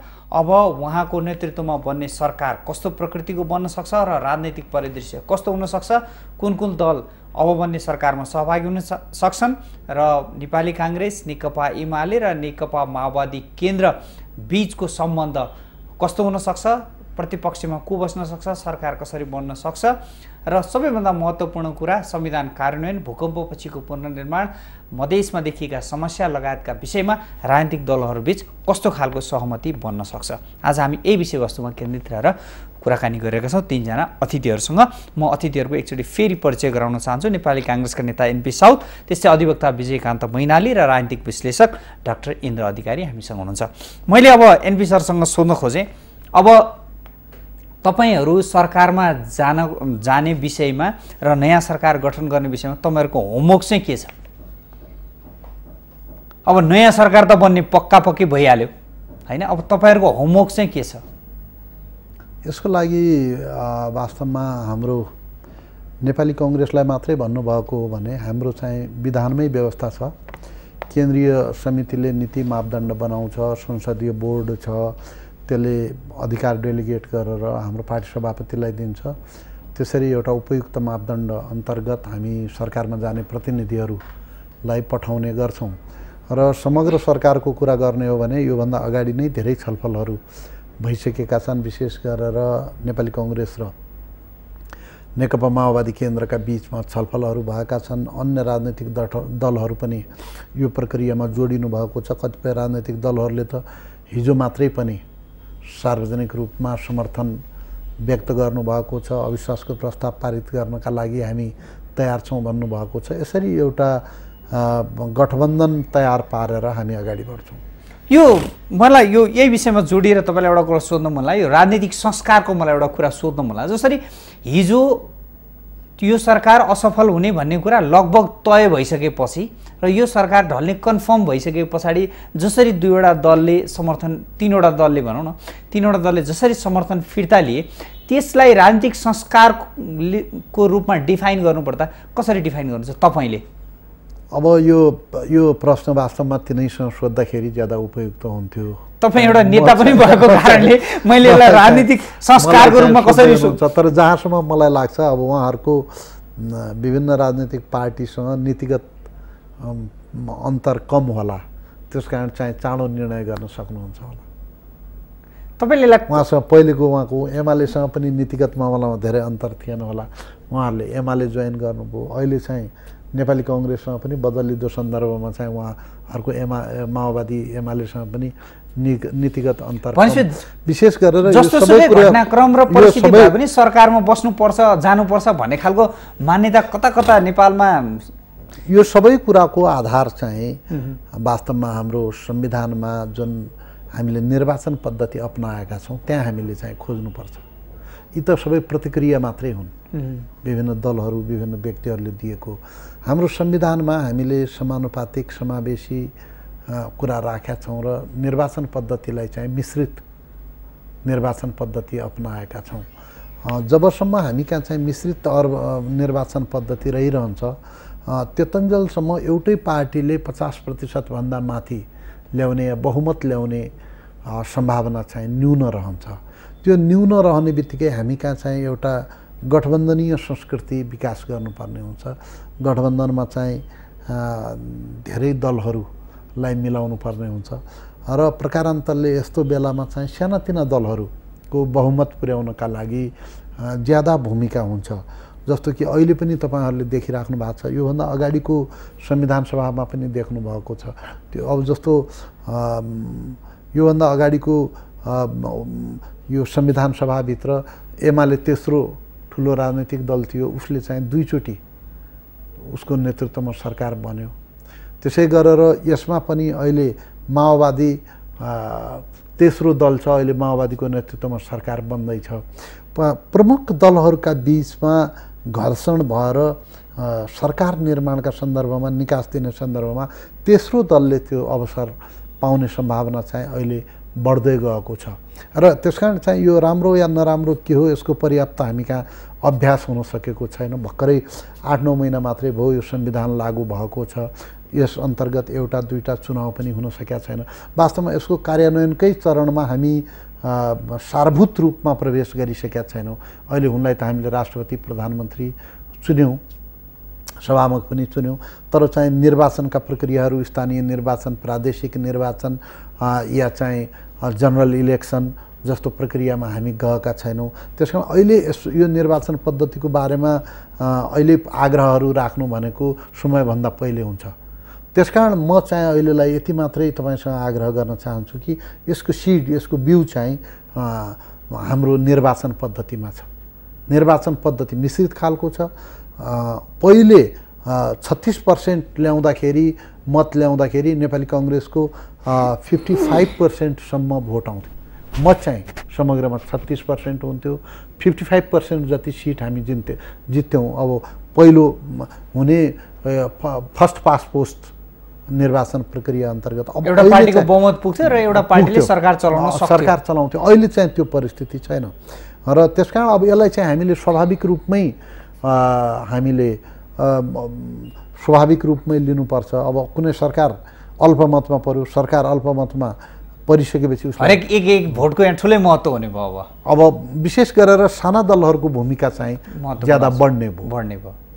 मैले विजयजीलाई यही विषयमा सोध्नु खोजेँ, जस्तो नेपालको संविधानमा जस्तो अहिलेको संविधान कार्यान्वयन गर्ने सन्दर्भमा अझै 3वटा इलेक्सन प्रमुख निर्वाचनहरू गर्नु नै बाँकी छ। अब यो निर्वाचन कार्यान्वयनकै चरणमा भएको कारणले गर्दाखेरि यसलाई कार्यान्वयन गराउने तहमा अब यसलाई कसरी अगाडि बढाउनु छ, संवैधानिक कानुनी रूपमा तपाईँले देखेको समस्याहरू र यसको निराकरणको उपायहरू के हुन्? अब यो संविधानको कार्यान्वयनको पक्षमा अब अगाडि जाँदाखेरि यहाँले ठिकै प्रश्न एउटा उठाउनु भयो। यो राजनीतिक संस्कारहरू हामीले साँच्चीकै विकास गर्न सकेनौँ र प्राप्ति र पोलिटिकल अभिष्ट नै अन्तिम सत्य हो भन्ने जब सोचबाट ग्रसित भएर बसेको राजनीतिक अहिलेको वर्तमान अवस्था हामी जो पिक्चरहरू हाम्रो देखिन्छ, भिजुअलाइज हुन्छ हाम्रो अगाडि, मलाई चाहिँ यसमा काहीँ न काहीँ तोडिन जरुरी छ जस्तो लाग्छ मलाई। हिजै भन्नुहोस् प्रधानमन्त्रीले आफ्ना भाषणका क्रममाहरू एउटा उच्च कोटिको एउटा लिडरसिप राजनेतामा हुनुपर्ने र जुन विभिन्न खालका अड्कलबाजीहरूभन्दा विपरीत फरक ढङ्गले आफूलाई प्रस्तुत गर्नु छोड्दैन, यहाँ बाँधिन्छन्, अप्ठ्यारो पार्छन् आदि इत्यादि जुन बजारमा हामीले सुन्दैथ्यौँ त्योभन्दा पृथक ढङ्गले उहाँले मार्ग प्रशस्त गरिदिएर र भविष्यको मार्गचित्रलाई हामी कसरी जानुपर्छ, हामी पोलिटिकल संस्कारहरू कसरी विकास गर्नुपर्छ भन्ने पनि उहाँले हिजोको दिनमा आफूलाई प्रस्तुत गर्नुभएको थियो। मलाई लाग्छ कहीँ चाहिँ केपी ओलीलाई प्रधानमन्त्रीलाई नचिनेका कारणले पनि त्यस्ता अभिव्यक्तिहरू हिजो बाहिर आएका होलान्। तर रियालिटीमा हामीले हिजो हेरौँ, जब राम्रो कुराहरू कुनै मान्छेले गर्छ, कसैले मार्गचित्र गर्छ, भविष्यलाई बाटो देखाउँछ भने त्यसको एप्रिसिएसन हुन जरुरी पनि छ र फलो पनि गर्न जरुरी छ। जरुरी छैन कसले गर्यो, जरुरी के छ हामीले फलो कसरी गर्छौँ। अब यदि यो संस्कारहरू हामीले अब विकास गर्दै जाने, अब अरू कोही दलहरूको विकासबाट नयाँ सरकार गठन हुँदैछ, उहाँले कस्तो संस्कार देखाउनुहुन्छ? हिजो केही क्वेसनहरू उहाँले उठाउनु भएको छ प्रधानमन्त्रीले कि विकास निर्माणका विषयमा खडा गरेका पूर्वाधारको विषयमा तपाईँको दृष्टिकोण के छ, त्यो भोलिको दिनमा तपाईँहरूले प्रश्न पार्नुपर्छ भनेर आगामी दिनमा यो राज्य चल्नुपर्ने एउटा मार्गचित्र उहाँले दिनुभएको। यसै गरी यहाँले जुन प्रश्न अहिले यहाँले गर्नुभयो, भविष्यमा अब हाम्रो यो संविधानको कार्यान्वयन साँच्चीकै जटिल छ। कैयौँ कुरा त कानुनले मात्र पनि हुँदैन, ल एन्ड अर्डर हामी कहाँ होला, कानुन होला, सबै चिज होला, तर हामी प्र्याक्टिस कसरी गर्छौँ त्यसमा भर पर्ने कुरा हो। पोलिटिकल कल्चरकै बढी कुराहरू हुन्छ। भोलि अब प्रदेशहरूको नामाकरण, प्रदेशको राजधानी गठन गर्ने कुरा, सीमाङ्कनका विषयवस्तुहरू र फेरि हामी हाफेजरले सीमाङ्कनहरू बनाउने हामी कहाँ चलन प्रचलन छ। जहाँ 4वटा घर छन् त्यो गाउँलाई हामीले लगेर नगरपालिका बनाइदिउँ। राज्यले इन्फ्रास्ट्रक्चर खडा गरेपछि नगरपालिका बन्ने हो, राज्यले केही गर्नु नपर्ने नगरपालिका नामकरण गरिदियो भने अब हुनुपर्छ भन्ने मान्यता बसेर त हुँदैन। त्यसका राज्यले यी सबै कुराहरू कसरी अगाडि लान्छ र यसमा सबै पोलिटिकल पार्टीको सत्तामा बस्नु नबस्नु होइन, नेकपा एमाले बाहिर रहला, अन्य पोलिटिकल पार्टीको सत्ता रहला, तर पोलिटिकल कन्सिस्टेन्सको आधारमा मलाई लाग्छ अबको दिनमा संविधानको कार्यान्वयनका जटिलताहरूलाई फुकाउँदै हामी जान सक्यो भने यो सही ढङ्गले अगाडि आउँछ। होइन यसमा सत्ता प्राप्ति चाहिँ महत्त्वपूर्ण भन्ने पोइन्टमा हामी पुग्यौँ र साँच्चीकै संस्कार हामीले देखाउन सकेनौँ। बडो विचित्र लाग्छ, सत्तामा बसेको मान्छेले, सत्तामा बसेको पोलिटिकल पार्टीले 1 घन्टा 2 दिन पर्खिन सक्दैन, त्यतिको संस्कार त देखाउन सक्नुपर्छ। यो कारण के भने अहिले सत्ता को आयो भन्ने नै होइन, संस्कार चाहिँ कमसेकम विकास हामीले गऱ्यो भने यो त भविष्यको मार्ग प्रशस्त गर्ने विषयलाई बढी सहज बनाउँछ। भोलिको दिनमा पोलिटिसियनप्रतिको जुन आम धारणा छ नि त्यो परिवर्तन कसले गर्ने त भन्दा त्यो परिवर्तनको सङ्घारमा पुर्याउने काम पोलिटिकल पार्टीहरूले आफूलाई माझ्न पनि जरुरी छ। हिजोकै दिनमा मैले अहिले निवेदन गरेँ, हत्तरपत्तर छोडिदिनु भयो केही राजनीतिक पार्टीले, या नयाँ सरकारमा आश्वासन चाहिँ छोडिदिनु भयो, तर यति किन हामी संस्कार राख्न सक्दैनौँ? सवाल हो। र यो सवालमा हामी कसरी अबको दिनमा अगाडि जान्छौँ, अबको सत्ताधारीले प्रतिपक्षलाई हेर्ने दृष्टिकोण कसरी राख्छ, एजेन्डाहरू कमन किन बन्दैन, साझा एजेन्डाहरू बोकेर हामी जाने चलन र प्रचलनहरू र मलाई लाग्छ ती संस्कारको विकास गर्यो भने मलाई चाहिँ भोलिको दिनमा यहाँले भन्नुभयो जस्तो संविधानको कार्यान्वयनमा त्यति ठुलो अप्ठ्यारो आउँदैन। सबै ठाउँमा कमन एजेन्डा बन्छ र संस्कारहरू त्यही अनुरूप डेभलप हो भने मलाई चाहिँ एजुकेसनको पनि समस्या हुन्छ जस्तो लाग्छ। होइन इन्द्रजी, त्यो राजनीतिक दलहरूको बिचमा त्यो खालको अलिकति पोलिटिकल कल्चरको चाहिँ अभाव हुँदै गएको हो कि अथवा हिजो छँदै थिएन आज बढ्दै गयो, के तपाईँको विश्लेषण के? मलाई चाहिँ यसमा 2-3वटा कुरा हो जस्तो लाग्छ कि एउटा चाहिँ यो पोलिटिकल कल्चर भनेको पनि अटोमेटिक आउने कुरा होइन, अरूको देखेर मात्रै आउने कुरा होइन कि आफू इन्भल्भ भएर सहभागी भएर अनि त्यहाँबाट सिक्दै अनि गलत कुराहरूबाट केही लेसन्स लर्न गर्ने अनि आफूलाई इम्प्रुभ गर्ने अनि त्यसरी हुँदै जाने, निखारिँदै जाने हो नि त। जसरी पनि कल्चर भनेको त अभ्यासकै कुरा हो र हामीसँग हाम्रो चाहिँ एकदमै नराम्रो चाहिँ के छ भन्दा ऐतिहासिक रूपले हेर्दाखेरि पनि हामी चाहिँ इभन पोलिटिकल पार्टिजहरूको पनि हामीले विश्लेषण गऱ्यौँ भने हाम्रो हिजोको इतिहासलाई हेऱ्यौँ भने हाम्रा राजनीतिक अधिकांश दलहरूको ओरिजिन के भन्दाखेरि उनीहरू सधैँ सिस्टमसँग लडेर जितेर अनि अर्को सिस्टम इस्टाब्लिस्ड गर्नको लागि भइरहेको कुरा हो र जति पनि प्र्याक्टिसहरू भएको छ, जति पनि राजनीतिक डेभलपमेन्ट भएको छ त्यो त्यसरी नै भएको छ। तर प्रब्लम यहाँ कहाँनिर आयो भन्दा जब हामीले एचिभ गर्छौँ खोजेको राजनीतिक पद्धति त्यसमा अरू फर्दर लर्न गरेर त्यसलाई एडभान्स गराएर त्यसलाई कसरी सोशलाइजेसनको प्रोसेसमा लाने, कसरी एजुकेट गर्ने मान्छेहरूलाई त्यो सिस्टम अनुकूल हुने गरी त्यो खालको अभ्यास हामीले गर्दैनौँ। हामीले गर्छौँ के भन्दाखेरि पोलिटिक्स फर पावर भनेर के, जस्तै एउटा राजनीतिक दल ठुलो दल भयो, ठुलो दल भएका हुनाले हिजो हामीले चाहिँ यो कुरा नपाएको हुनाले आन्दोलन गरे हो, अहिले यो कुरा पायौँ तर पब्लिक लेभलमा उनीहरूलाई कसरी सोशलाइज गर्ने त यो कुरालाई इस्टाब्लिस गर्नको लागि, स्थापित गर्नको लागि, यसलाई संस्थागत गर्नको लागि भन्ने खालको पोलिटिकल एजुकेसन पार्टी क्याडर्सको तहसम्म पनि छैन। अरू जनरल पब्लिकको त कुरै छाडौँ होइन। एउटा चाहिँ समस्या यहाँनिर देख्छु म चाहिँ, हामी चाहिँ एजुकेसन नि गर्दैनौँ, पोलिटिकल एजुकेसन पनि गर्दैनौँ, पोलिटिकल सोशलाइजेसन गर्दैनौँ अनि कल्चरको एक्सपेक्टेसन कसरी गर्न सक्छौँ, एउटा कुरा यो। अनि दोस्रो कुरो चाहिँ के छ भन्दा हामी सिस्टमको बारेमा पनि धेरै एक्सर्साइज गरे जस्तो लाग्दैन कि मलाई, अथवा हामीले हाम्रो सोच र संस्कार अनुसारको कम्प्याटेबल हुने खालको सिस्टम क्रिएट गर्न मेहनतै गरेका छैनौँ भन्छु कि म चाहिँ। त्यो किन भन्छु भन्दाखेरि जस्तै अघि उहाँहरूले दुईजनाले भन्नुभयो नि, जसरी हाम्रो इलेक्टोरल सिस्टम डेभलप भएको छ त्यो अभियसली माइनोरिटीको भ्यूलाई रिप्रेजेन्ट गर्नलाई भएको हो र पार्टिसिपेटरी होस् पोलिटिक्स भन्नको लागि त्यो सिस्टम इस्टाब्लिस्ड गरिया हो। यो एकाडेमिक डिस्कसन्सको विषय अभियसली हो, तर प्र्याक्टिसको लेभलमा जाँदाखेरि के हुन्छ भन्दा यसरी यो खालको इलेक्टोरल सिस्टमले ल्याउने भनेको कोलिसन गभर्मेन्ट नै हो, यसको रिजल्ट कोलिसन गभर्मेन्ट हो। तर कोलिसन गभर्मेन्ट हो भने कोलिसन कल्चर कसरी डेभलप गर्ने त भन्ने कुरा त हामीले सोचेका छैनौँ नि अहिलेसम्म त। कोलिसन कल्चर डेभलप गर्नलाई 2-3वटा कुरा त ओभियसली हुनुपर्ने हुन्छ कि अर्काको एक्जिस्टेन्सलाई एक्सेप्ट गर्नुपर्छ, अपोजिसनको भ्यूलाई रेस्पेक्ट गर्नुपर्छ। म राजा हुँ भन्ने त हुनु भएन नि सरकारमा हुने जो कसैले। जस्तै अपोजिसनकै कुरा गर्दा पनि तपाईँले आफूलाई लिडर स्थापित गर्ने हो भने त सबैले सपोर्ट गरेको खण्डमा त तपाईँको लिडरसिपै चाहिँदैन, सिस्टम अटोमेटिकली रहनुहुन्छ। तर तपाईँ लिडर यति बेला मात्रै स्थापित हुनुहुन्छ जति बेला तपाईँका आफ्ना पोलिसी र प्रोग्राम्सहरूलाई लागू गर्नको लागि तपाईँको विरोधीहरूलाई र अपोजिसन्सहरूलाई पनि आफ्नो फेभरमा युज गर्न सक्नुहुन्छ अथवा सहमत बनाउन सक्नुहुन्छ। त्यो नै लिडरसिपको क्वालिटी हो। र हामी कहाँ भएको के हो भन्दा म अब सरकारमा भएँ, मैले जे गरे पनि हुन्छ, केही गर्दैनन् अपोजिसनले, त्यो खालको कन्सेप्ट भयो कि।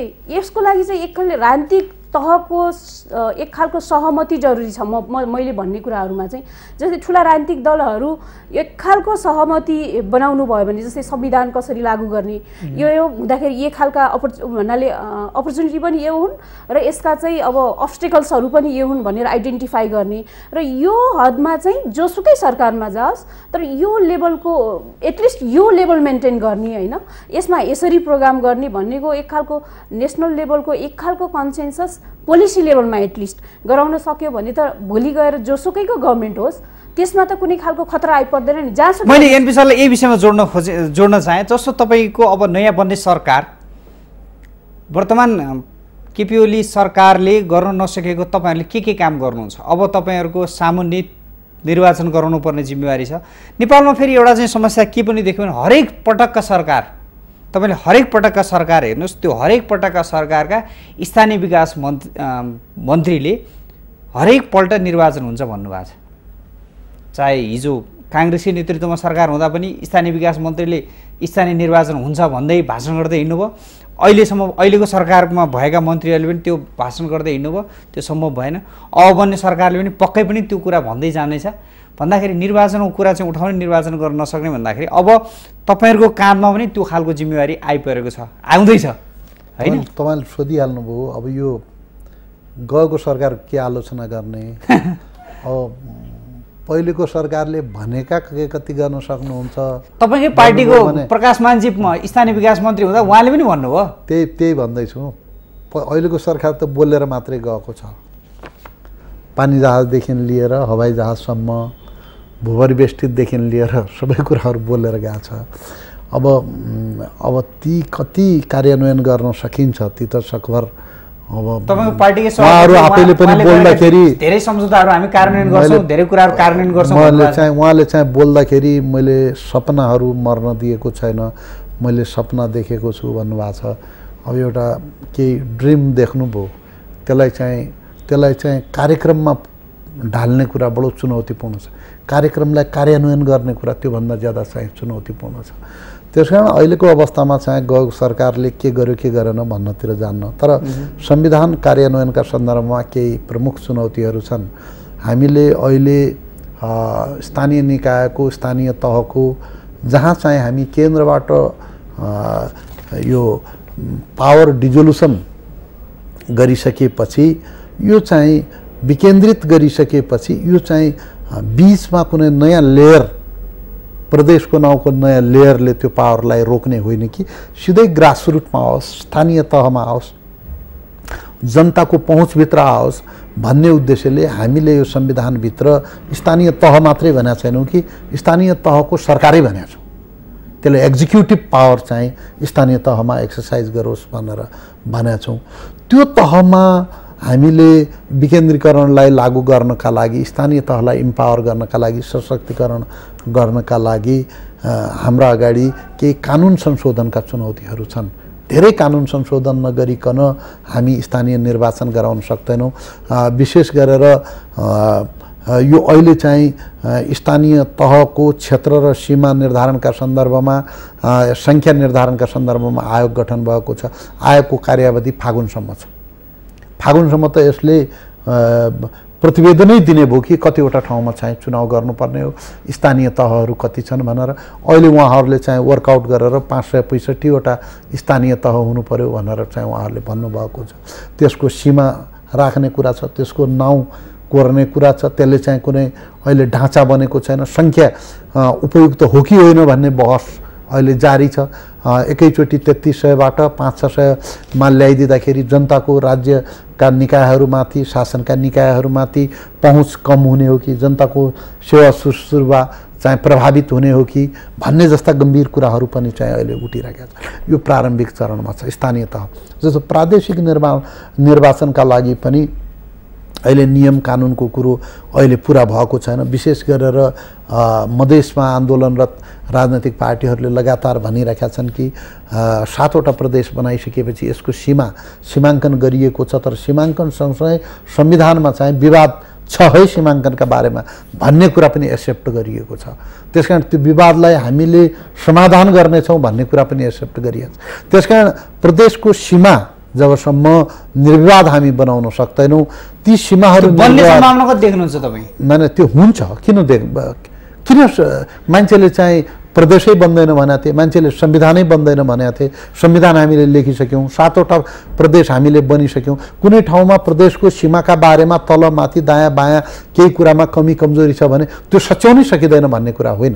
केही पक्षहरू आन्दोलन गरिरहेका छन्, विशेष गरेर मधेसमा आन्दोलन भइरहेका छ, जनजातिहरू आन्दोलन गरिरहेका छन्। यसरी आन्दोलन गरिरहेका पक्षहरूसँग निरन्तर संवादको प्रक्रियाबाट, छलफलको प्रक्रियाबाट उनीहरूलाई पनि यो संविधानको स्वामित्व ग्रहण गर्ने दिशातिर सहमत गराउन सक्नु हाम्रो कर्तव्य हो।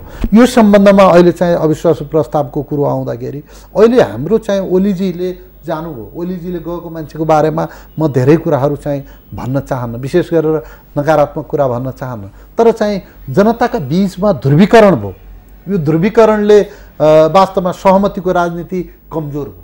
सहमतिको राजनीति भन्नाले कस्तो कमजोर भन्नाले कस्तो अलिकति डिफाइन गरिदिनुहोस्। एकतरी आन्दोलनरत राजनैतिक पार्टीहरू भए, एउटा सरकार भयो। आन्दोलन राजनीति गर्ने मान्छेहरू जहिले पनि हामी पनि आन्दोलनमा गएका छौँ। हामीले त न्यू खोज्छौँ। पुलिस एक चौकमा बसेका हुन्छ, हामीले पनि ढुङ्गा हाने हौँ, हामीले पनि आन्दोलन गऱ्यौँ।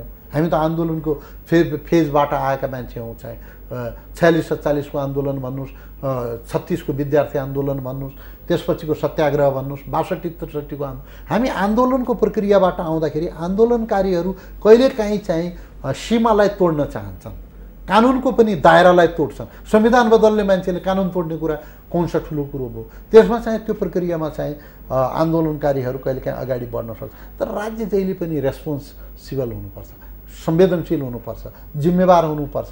यस्ता कुराहरू बोल्नुहुन्न जसले सामाजिक रूपमा समाजमा ध्रुवीकरण बढोस्, मधेसमा मधेसीको भावना बढोस्, पहाडमा पहाडीको भावना बढोस् र दुईटैले मिलेर मधेस, पहाड, हिमाल, तराई, पूर्व, पश्चिम मिलेर यो नेसनको फाउन्डेसन निर्माण भएको हो। त्यो फाउन्डेसन तत्कालका लागि कोही अल्पमत र बहुमतमा देखिने जस्तो देखिए पनि त्यो फाउन्डेसन कमजोर नहोस् भन्ने कुरामा सरकारमा भएका मान्छेहरूले संवेदनशील हुनु जरुरी छ। यो संवेदनशीलता गएको सरकारमा यसको अलिकति चाहिँ माओवादी र काङ्ग्रेस मिलेर बनेको अबको गठबन्धनले यो चिज सबै जोड्छ। माओवादी र काङ्ग्रेसले मिलेको गठबन्धनमा यसमा मधेसको पनि समर्थन छ। तपाईँले चाहिँ देखिराख्नु भएको छ। उहाँहरूले त भनिसक्नु अविश्वासको प्रस्तावमा मात्रै हाम्रो समर्थन हो, सरकार बन्ने तहमा हाम्रो लिखित प्रतिबद्धता र लिखित शर्त नभएसम्म हामी जाँदैनौँ भनिसक्नु भएको छ। होइन, उहाँहरूले भन्नुभयो पहिले उहाँको संविधानै माथि अविश्वास थियो, उहाँले संविधानको बेला बहिष्कार गर्नुभएको छ। अब संविधानभित्र सरकार गठन गर्ने या भएको सरकारसँग अविश्वास व्यक्त गर्ने तहसम्म आइसक्नु भएको छ नि। पहिले त उहाँ बाहिरै बसिराख्नु भएको थियो, अब हामीले चाहिँ ढोकाभित्र ल्याइदिएका छौँ, ढोका उहाँलाई खुलै थियो, उहाँ बाहिर बसिराख्नु भएको थियो। अब चाहिँ उहाँले के भन्नुभएको छ भने हामी यहाँसम्म पुग्छौँ, यति अगाडिसम्म पुग्छौँ, यहाँ अगाडि पुगिसकेपछि मन परेपछि कुर्सीमा बस्छौँ, मन परेपछि उपयुक्त ठाउँमा बस्छौँ, नत्र हामी फर्किन्छौँ भन्नुभएको। भित्रसम्म त ल्यायौँ नि हामी। त्यसकारण हामीले उनीहरूलाई चाहिँ डोर्याएर एउटा प्रक्रियामा चाहिँ ल्याएका छौँ। हामीले ल्याएको प्रक्रियाभित्र उहाँलाई राख्ने, उहाँको पनि चित्त बुझाउने, उहाँहरूका संवेदनाहरूलाई सम्बोधन गर्ने र राष्ट्रिय सरोकारका कुराहरूमा उहाँलाई सहमत गराउने।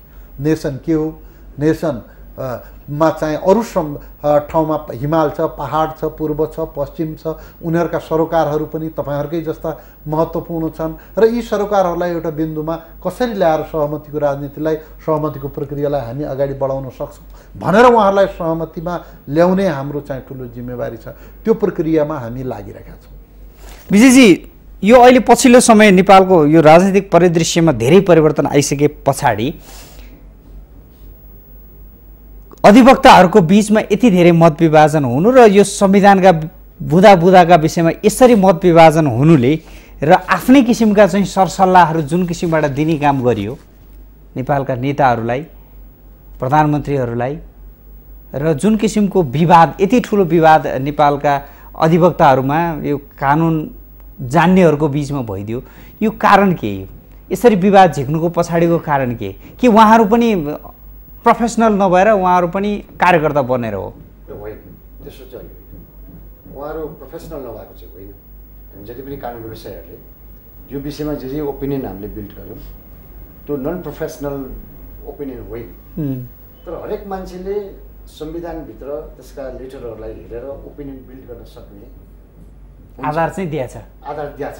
त्यो संविधान निर्माणको प्रक्रियामा यसकामा लेखिएका जुन जति पनि लेटरहरू छन् त्यो केवल अहिले सरकारको 298 को मात्र प्रोसेस हो।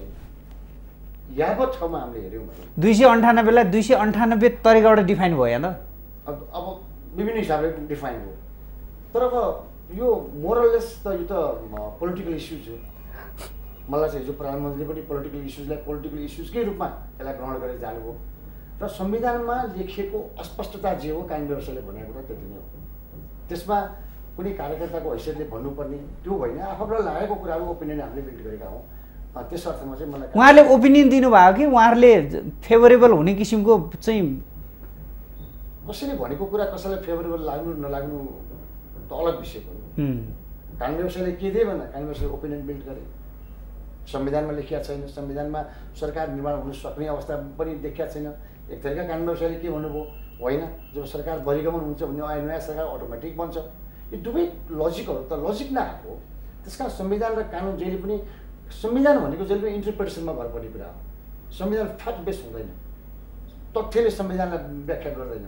संविधान इन्टरप्रिटेसनमा बढी बेस्ट गर्ने भएको हुनाले जसले राम्रो व्याख्या गर्यो त्यसैको कुरा जित्ने भयो त्यसमा। त्यो ओपिनियन बिल्ड हुन्छ र पोलिटिकल इस्युजहरूमा ओपिनियन बिल्ड हुन थाल्छ, पोलिटिकल इस्युजमा पनि ओपिनियन बिल्ड हुन थाल्छ र त्यो ओपिनियन सस्टेन होइन। कता कता अधिवक्ताहरू पोलिटिकल भएकै हो, त्यो कुरा त तपाईँ मान्नुहोस्। यो त मुलुकको विडम्बना। हामी नेपालको 100% मान्छे मलाई छुट्याइदिनुहोस् नन पोलिटिकल पर्छ, वी अल आर पोलिटिकल।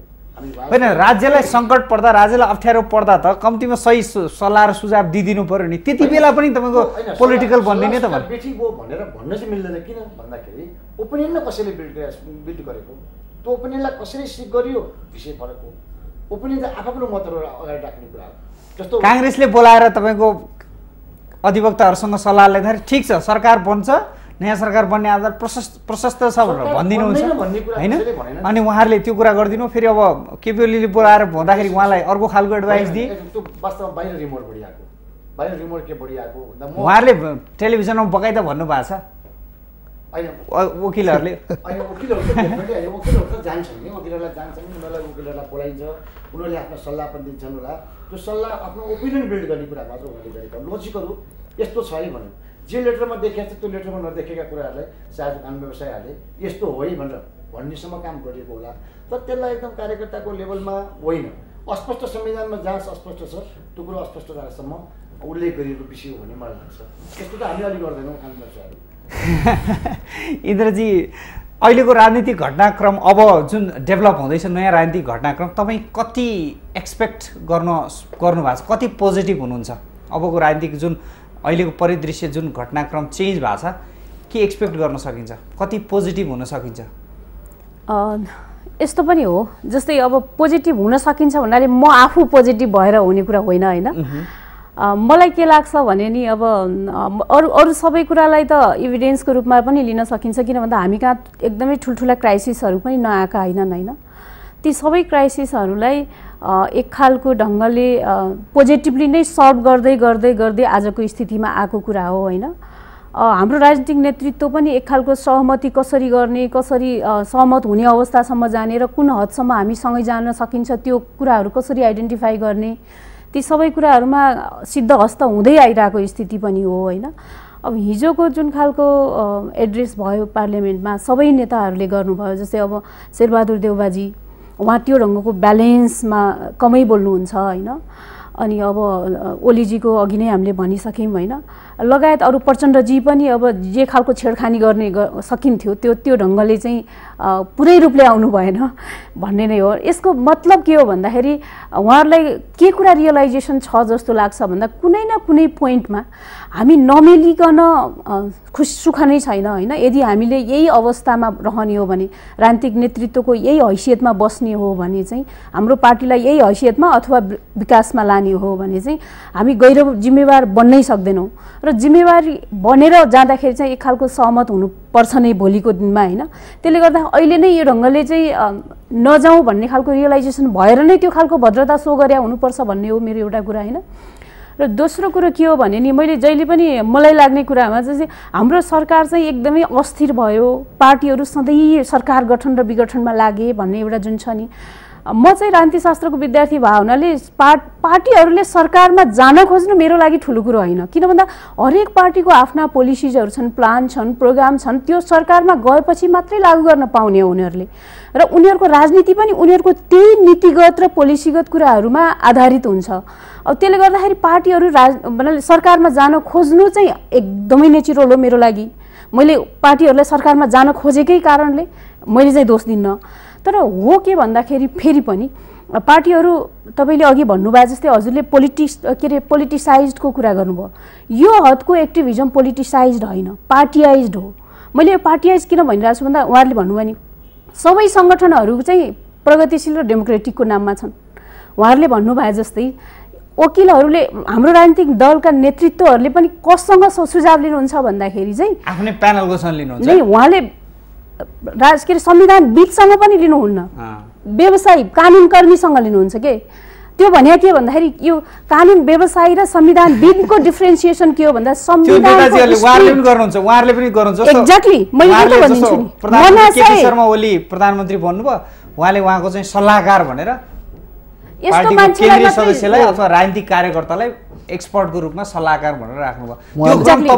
मैले भन्न खोजेको के भन्दाखेरि जस्तै जसले मेरो मनाशय बुझेर सल्लाह दिन्छ नि त्यो खालको व्यवसायीलाई म सल्लाह लिन्छु कि हाम्रो नेतृत्वहरूको नेचर यहीँनिर मैले नियत यहीँनिर गलत देख्छु कि एउटा संविधानविदले दिने भनेको के हो भन्दा एउटा संविधानको स्पिरिट यो हो शब्दमा यो छ संविधानमा तर स्पिरिट यो हो जस्तै संसदीय पद्धतिमा सरकार कसरी विघटन हुन्छ कसरी गठन हुन्छ त्यो सबै संसदीय पद्धतिको बारेमा कफ जान्नेलाई थाहा हुन्छ हैन संविधानमा के व्यवस्था छ के व्यवस्था अनुसार संसदीय पद्धति अनुसारको व्यवस्था यदि छैन भने यही अप्सन्सहरु छन् एउटा विधले त्यसरी सुझाउँछ तर एउटा व्यवसायीले के गर्छ भन्दाखेरि मैले उसको मनाशय यो हो त्यसले गर्दा यो मनाशयलाई एचिभ गर्नको लागि यी लुप होल्सहरु छन् र यी लुप होल्सहरुमा यसरी खेल्नु भयो भने तपाईको अनुकूलको पद्धतिको बारेमा वकालत गर्न सक्नुहुन्छ व्यवसायले गर्ने त्यो भनेको त्यही हो नि किन भन्दा व्यवसायीहरु त क्रिमिनलको सपोर्टमा पनि डिफेन्स गर्छ नि त त्यो खालको हिसाबले चाहिँ मैले हेर्छु जस्तै मैले भन्न खोजेको जस्तै म दुवै जना एक खालको मलाई लाग्छ उहाँ पनि कुनै प्रगतिशील मैले जस्तो यही बीचमा पार्टी नेता हुनुहुन्छ मैले देखिरहेको छु यो हाम्रो नेतृत्वहरुको कसलाई सल्लाह लिनुहुन्छ भन्ने कुरा मैले यही बीचमा हाम्रो पार्टी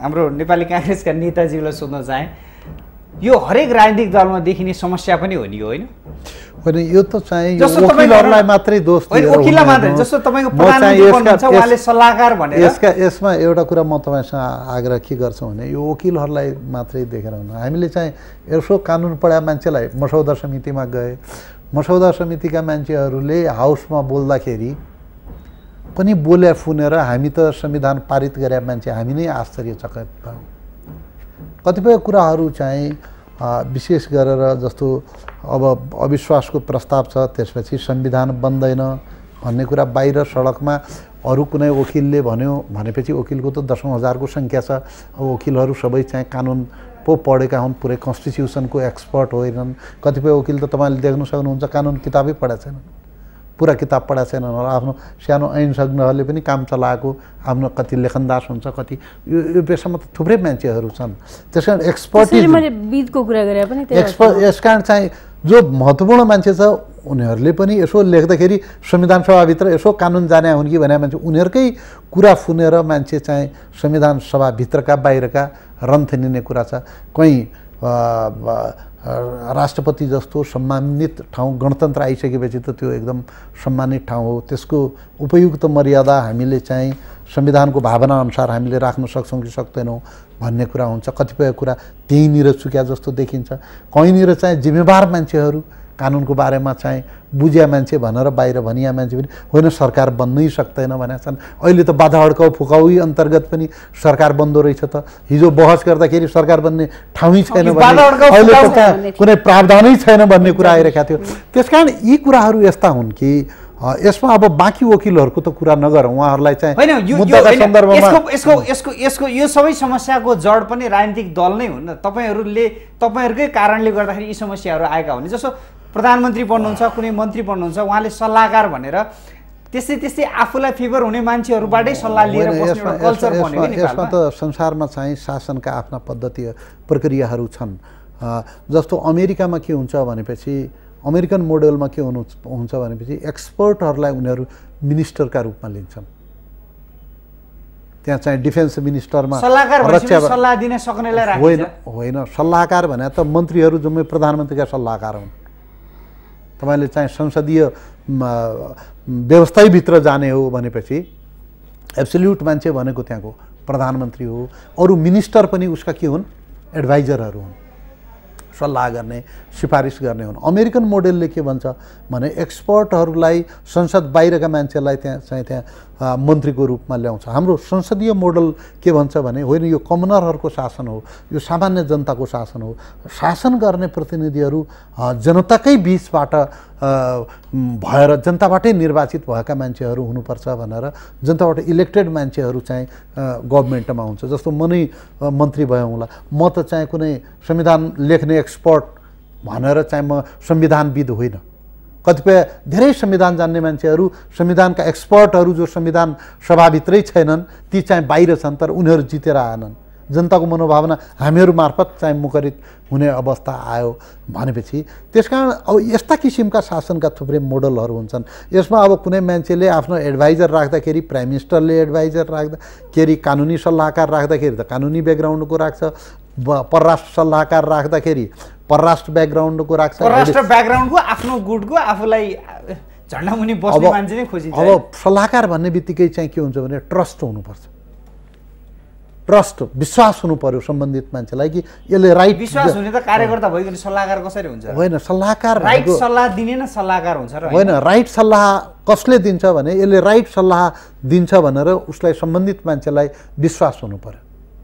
जस्तो कि म चाहिँ कुनै गभर्मेन्ट पोजिसनमा छु भनेपछि अब बाटोमा हिँड्ने मान्छे कतिपय कुनै पार्टीसँग आबद्ध होलान्, कतिपय स्वतन्त्र होलान्, त्यसलाई चाहिँ मैले चाहिँ सल्लाह माग्ने कुरा सल्लाह उसले दिन्छ दिन्न त्यो अलग कुरा हो, तर मरू चाहिँ ट्रस्ट उसमाथि कमसेकम के हुनु पर्यो भने यो क्रुसियल टाइममा यसलाई यति नलेज छ, यसको यति अनुभव छ कि यो अनुभवका आधारमा आफ्नो एक्सपर्टिजमको आधारमा यसले मलाई चाहिँ उपयुक्त सल्लाह दिन्छ भन्ने मैले महसुस गरेपछि मैले सल्लाहकार राख्ने। त्यसकारण सल्लाह लिने सन्दर्भमा पनि अब वकिलहरूको बारेमा थुप्रै ठाउँमा चर्चा आछ। अब पक्ष विपक्षमा उहाँहरू चाहिँ तर्क गर्नुहुन्छ, अब जो क्लाइन्ट उहाँहरू कहाँ पुग्यो त्यो क्लाइन्टको एडभोकेसी गर्नुहुन्छ। अब तर त्यहाँ एडभोकेसी गर्दा न्यायाधीश हुन्छ। अब यहाँ पनि राजनीतिमा पनि एडभोकेसी गर्यो भने यहाँ पनि न्यायाधीशै हुन्नन् भन्ने कुरा होइन, न्यायाधीश त हुन्छ तर जनता हुन्छ, जनताले प्रतिक्रिया 5 वर्षमा दिन्छ। राजनीति अहिले बिग्रिहाल्छ। वकिलहरूले के ओपिनियन गरे त्यो ओपिनियनको आधारमा पोलिटिकल कुनै अथोरिटी ड्राइभ भयो भनेपछि त त्यहीँनिर बिग्रिहाल्यो राजनीति, किनभने त्यहाँ त जज हुन्छ, जजले एडभाइस दिनुपर्ने ठाउँमा बस्ने व्यक्तिहरू चाहिँ तपाईँको राजनीतिक दलका कार्यकर्ताहरूको राख्ने क्रम भयो कि यो? अब हेर्नुहोस् त्यसको लागि त स्वतन्त्र यसमा कुनै न कुनै रूपमा राजनीतिक दलहरू बिचमा अथवा राजनीतिक दलभित्र पनि यो खालको समस्या छ भन्ने कुरा मान्न चाहिँ तपाईँहरू कहिले तयारै भइदिनु भएन क्या? होइन, अब राजनैतिक दलहरूका मान्छेले भनेको आधारमा मात्रै यदि त्यसलाई त्यतातिर लाग्यो भने कानुनको पनि एकाङ्की व्याख्या हुन्छ, कानुनको सार्वभौम व्याख्या त्यसको उपयुक्त हुँदैन कि त्यो एकाङ्की किसिमको व्याख्या हुन्छ। जस्तो कि अहिले बिचमा चाहिँ के भइरहेको थियो, अब तपाईँहरू आफै प्रशंसा पनि केही मिडियाका मान्छेहरू गरिरहेछन्, उसरी सम्मानित व्यक्तित्व हुनुहुन्छ प्रधानमन्त्री केपी ओलीजी, उहाँ चाहिँ अनुभवी पाको मान्छे हुनुहुन्छ। तर हिजोसम्मको गतिविधिका बारेमा एक थरी मान्छे जे उहाँहरूलाई राय सल्लाह दिइरहेको थिए, एमालेका नेताहरू, केही नेताहरू त फरक भर्सन पनि पार्लियामेन्टमा आइरहेको थियो। हाम्रो चाहिँ माधव नेपालजीले फरक दृष्टिकोण राख्नुभयो, वामदेवजीले पनि छोड्नुपर्छ सरकार बन्छ यसमा कुनै दुविधा छैन भन्नुभयो। त्यसै गरेर झलनाथ खनालजीले पनि चाहिँ के भन्नुभयो भने होइन, सरकार अविश्वासको प्रस्ताव पारित गरेपछि सरकार त बन्छ, सरकार बन्ने कुरामा चाहिँ कहाँनिर तलमाथि छ। प्रमुख कोलिसन पार्टनरले चाहिँ सरकारबाट समर्थन फिर्ता लिएपछि त सरकार अल्पमतमा रह्यो, अल्पमतमा रहेपछि या त राजीनामा दिनु पर्यो या त चाहिँ विश्वासको मत लिनु पर्यो या चाहिँ अविश्वासको प्रस्तावको सामना गर्नु पर्यो। अप्सनहरू त क्लियर छन् नि। तर अब एक किसिमको कृत्रिम टाइपको अलिकति फोहर टाइपको राजनीतिक माहौल बनाउन केही मान्छेले खोजेका थिए। अब पाको र अनुभवी राजनीतिज्ञ भएको हुनाले उहाँले चाहिँ त्यस्तो अलमलमा लाग्नु भएन। मैले विजयजीलाई सोध्न खोजेँ, जस्तो यो अहिले जुन उहाँहरूले जुन सल्लाह लिने र सल्लाह दिने क्रम भयो नि, यसमा कुनै न कुनै रूपमा राजनीतिक गन्ध आयो कि आएन? अनि यसमा यसरी बुझ्दा हुन्छ जस्तो लाग्छ मलाई। एउटा हामी कहाँ संविधान, अहिले म्याडमले संविधानविद होइन एउटा प्रोफेसनल मान्छे थियो राय दिए भनेको, कन्स्टिट्युसनल एक्सपर्टहरू हामी कहाँ सबै प्रोफेसनल मान्छे, सबै प्र्याक्टिसनल मान्छेहरू।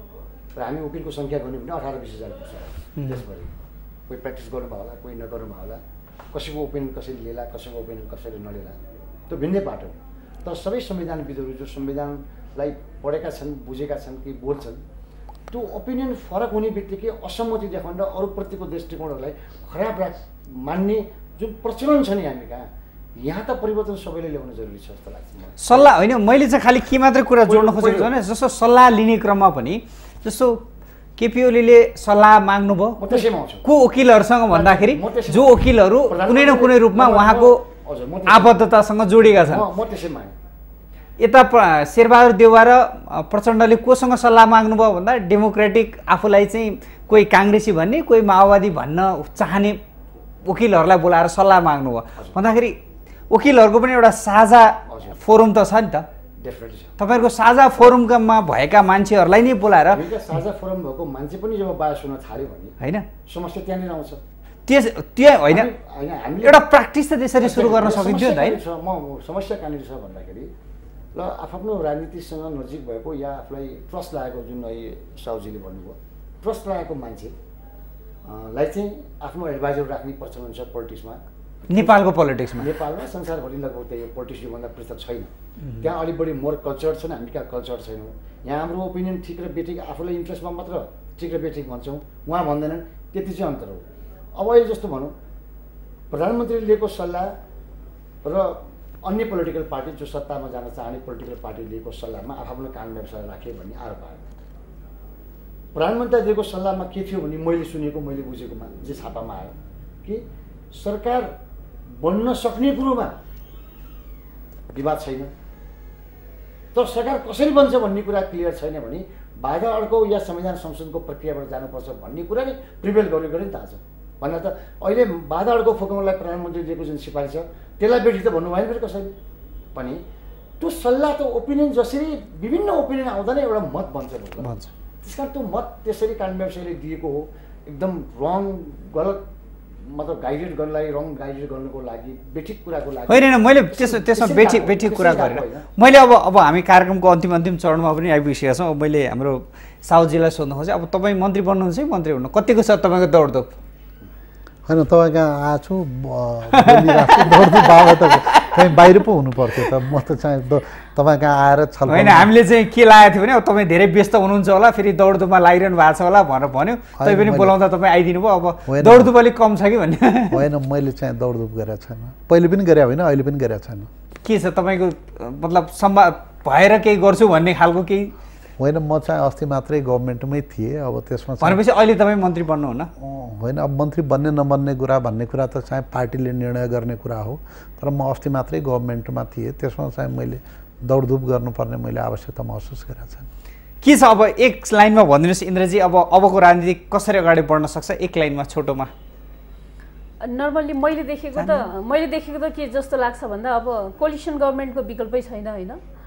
अब एक खालको सहमतिमा एमालेलाई पनि ल्याउन सक्यो भने, पोलिसीगत कुरामा सहमतिमा ल्याउन सक्यो भने एउटा कुरा हो, नत्र एमाले अपोजिसनमै बसेको बेटर। किन भन्दा डेमोक्रेसीमा अपोजिसन भएन भने चाहिँ देउबाजीले हिजो भने जस्तै मिलिजुली नै खाने हो भन्ने कुरा हो, र गभर्मेन्टले गरेका खराब कामको पनि अपोज गर्नुपर्ने हुन्छ, त्यो चाहिँ जरुरी हुन्छ। तर कन्सेन्सस पोलिसी लेभलमा जरुरी छ, त्यो हुन्छ जस्तो लाग्छ। दर्शकहरू, हामी यही विषयमा कुराकानी गरिरहेका छौँ, कसरी बढ्ला नयाँ सरकार र अबको राजनीतिक परिदृश्य भन्ने विषयमा। अब एउटा रिपोर्ट हामी यहाँहरूलाई प्रस्तुत गर्दछौँ र यो रिपोर्ट पछाडि फेरि आजको सन्दर्भलाई जोड्दैछौँ।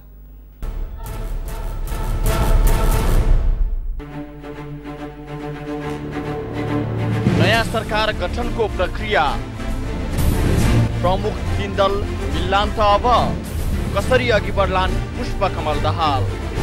आजको सन्दर्भ। राष्ट्रपतिले बाधा अड्काउ फुकाउको आदेश जारी गर्ने नयाँ सरकार गठनका लागि संविधानको धारा 298 को व्यवस्था अपूर्ण रहेको भन्दै सरकारले आइतबार धारा 305 अनुसार बाधा अड्काउ फुकाउका लागि राष्ट्रपति विद्यादेवी भण्डारी समक्ष सिफारिस गरेको छ। राष्ट्रपतिले बाधा अड्काउ फुकाउ आदेश जारी गरेपछि नयाँ सरकार गठनको प्रक्रिया सुरु हुनेछ। राष्ट्रपतिले मन्त्री परिषदको सिफारिसमा आएको त्यस्तो आदेश आज जारी गर्ने सम्भावना छ। राष्ट्रपतिले आदेश जारी गरेको 3 दिनभित्र प्रधानमन्त्रीले त्यसको जानकारी अनुमोदनका लागि संसदलाई दिनुपर्ने व्यवस्था छ। संसदका महासचिवलाई यस्तो सूचना दिनुपर्नेछ। कानून मन्त्रालयका सचिव टेकनाथ ढुङ्गानाले 5 दिनभित्र अनुमोदनका लागि सदनमा प्रस्तुत हुने संसद नियमावलीको नियम 245 अनुसार प्रधानमन्त्रीबाट प्राप्त सूचना संसदका महासचिवले तत्कालै सभामुख समक्ष पेश गर्नुपर्नेछ। सभामुखले सूचना प्राप्त गरेको मितिले 5 दिनभित्र त्यस्तो प्रस्तावलाई अनुमोदनका लागि संसदमा छलफलका लागि मिति र समय निर्धारण गर्नुपर्नेछ। संसद बैठकमा प्रस्ताव प्रस्तुत भएपछि सामान्य छलफल हुनेछ। छलफलपछि सभामुखले प्रस्तावलाई निर्णयार्थ प्रस्तुत गर्नेछिन्। त्यस्तो प्रस्ताव संसदको तत्काल कायम सदस्य संख्याको बहुमतबाट पारित भएमा अनुमोदन भएको मानिने संसद नियमावलीको नियम 246 मा उल्लेख छ। राष्ट्रपतिद्वारा सहमतीय सरकारको आह्वान प्रधानमन्त्री केपी ओली कामचलाउ सरकारमा परिणत भइसकेको अवस्थामा अब राष्ट्रपतिले सबैभन्दा पहिले विगतको परम्परालाई समेत आधार आधार मान्दै राजनीतिक दलहरूलाई राष्ट्रिय सहमतिको सरकार गठन गर्नका लागि आह्वान गर्नेछिन्। राष्ट्रपतिले त्यस्तो सरकार गठनका लागि 7 दिनको समय सीमा दिई आह्वान गर्नेछिन्। सहमतिका आधारमा सरकार गठन हुन नसकेमा राष्ट्रपतिले बहुमतीय सरकार गठनको दोस्रो विकल्प प्रयोग गर्नेछिन्। सहमतिका लागि दिएको समयावधिभित्र सरकार गठन हुन नसकेपछि राष्ट्रपतिले संसदमा पत्र पठाउँदै बहुमतीय प्रक्रियाबाट प्रधानमन्त्री चयनको प्रक्रिया थाल्न पत्र लेख्नेछिन्। संसदले प्रक्रिया सुरु गर्नेछ। संसदको नियमावली 2073 को नियम 49 अनुसार संसदले प्रधानमन्त्री निर्वाचनको प्रक्रिया सुरु गर्नेछ। संविधानको धारा 298 को उपधारा 2 बमोजिम प्रधानमन्त्रीको निर्वाचन राजनीतिक सहमतिका आधारमा हुने, तर सहमति हुन नसकेमा सभामुखले तोकेको दिन र समयमा निर्वाचन प्रक्रिया मार्फत बहुमतीय सरकार बन्ने उल्लेख छ। बहुमतीय आधारमा हुने निर्वाचन प्रक्रियाका लागि सभामुखले संसदका महासचिवलाई निर्वाचन अधिकृत तोकी प्रक्रिया अगाडि बढाउने प्रावधान छ। निर्धारित समय तालिकामा प्रधानमन्त्रीका उम्मेद्वारले आफूलाई प्रधानमन्त्रीमा निर्वाचित गरियोस् भन्दै एक जना समर्थक र प्रस्तावक राखी उम्मेदवारी दर्ता गर्नुपर्ने हुन्छ। त्यसपछि संविधानको धारा 298 को उपधारा 3 बमोजिम संसदको तत्काल कायम रहेको सम्पूर्ण सदस्य संख्याको बहुमतका आधारमा नयाँ प्रधानमन्त्री निर्वाचित हुने व्यवस्था छ। अबको 2 सातामा नेपालले नयाँ प्रधानमन्त्री पाउनेछ।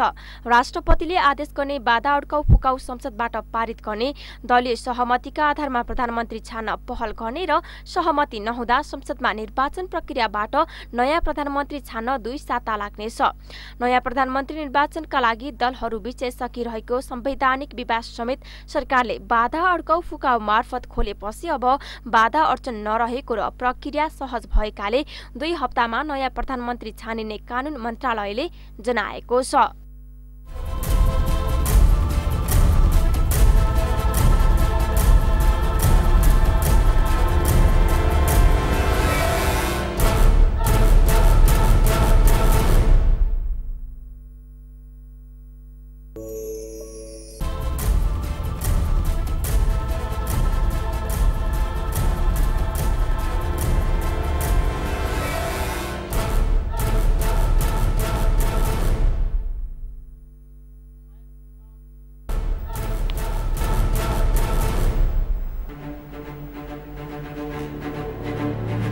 सरकार गठनको प्रक्रिया प्रमुख 3 दल मिल्लान् त अब कसरी अघि बढ्लान् पुष्पकमल दाहाल।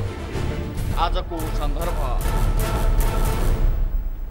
ब्रेकपछि यहाँहरूलाई पुनः कार्यक्रममा स्वागत छ। आजको सन्दर्भमा हामी अब बन्ने नयाँ सरकार र अबको राजनीतिक परिदृश्यका विषयमा कुराकानी गरेका छौँ र हामी अतिथिहरूसँगको कुराकानीको क्रमलाई फेरि जोड्दैछौँ। मैले एनबी साउदजीलाई सोध्न खोजेँ, अब तपाईको पार्टीबाट मन्त्री बन्नेहरूको दौडधुप ज्यादै छ भनेर बजारमा चर्चा सुरु भइसकेको छ। अब सरकार बन्दाखेरि अब कुनै पनि पार्टीभित्र मन्त्री बन्ने ठुलो चाहना राख्ने साथीहरू हुन्छ नै, त्यो अस्वाभाविक हो जस्तो लाग्दैन मलाई। त्यसलाई हामीले पनि अस्वाभाविक मानेका छैनौँ। हामीले पनि अस्वाभाविक मानेर मैले प्रश्न राख्न खोजेको होइन।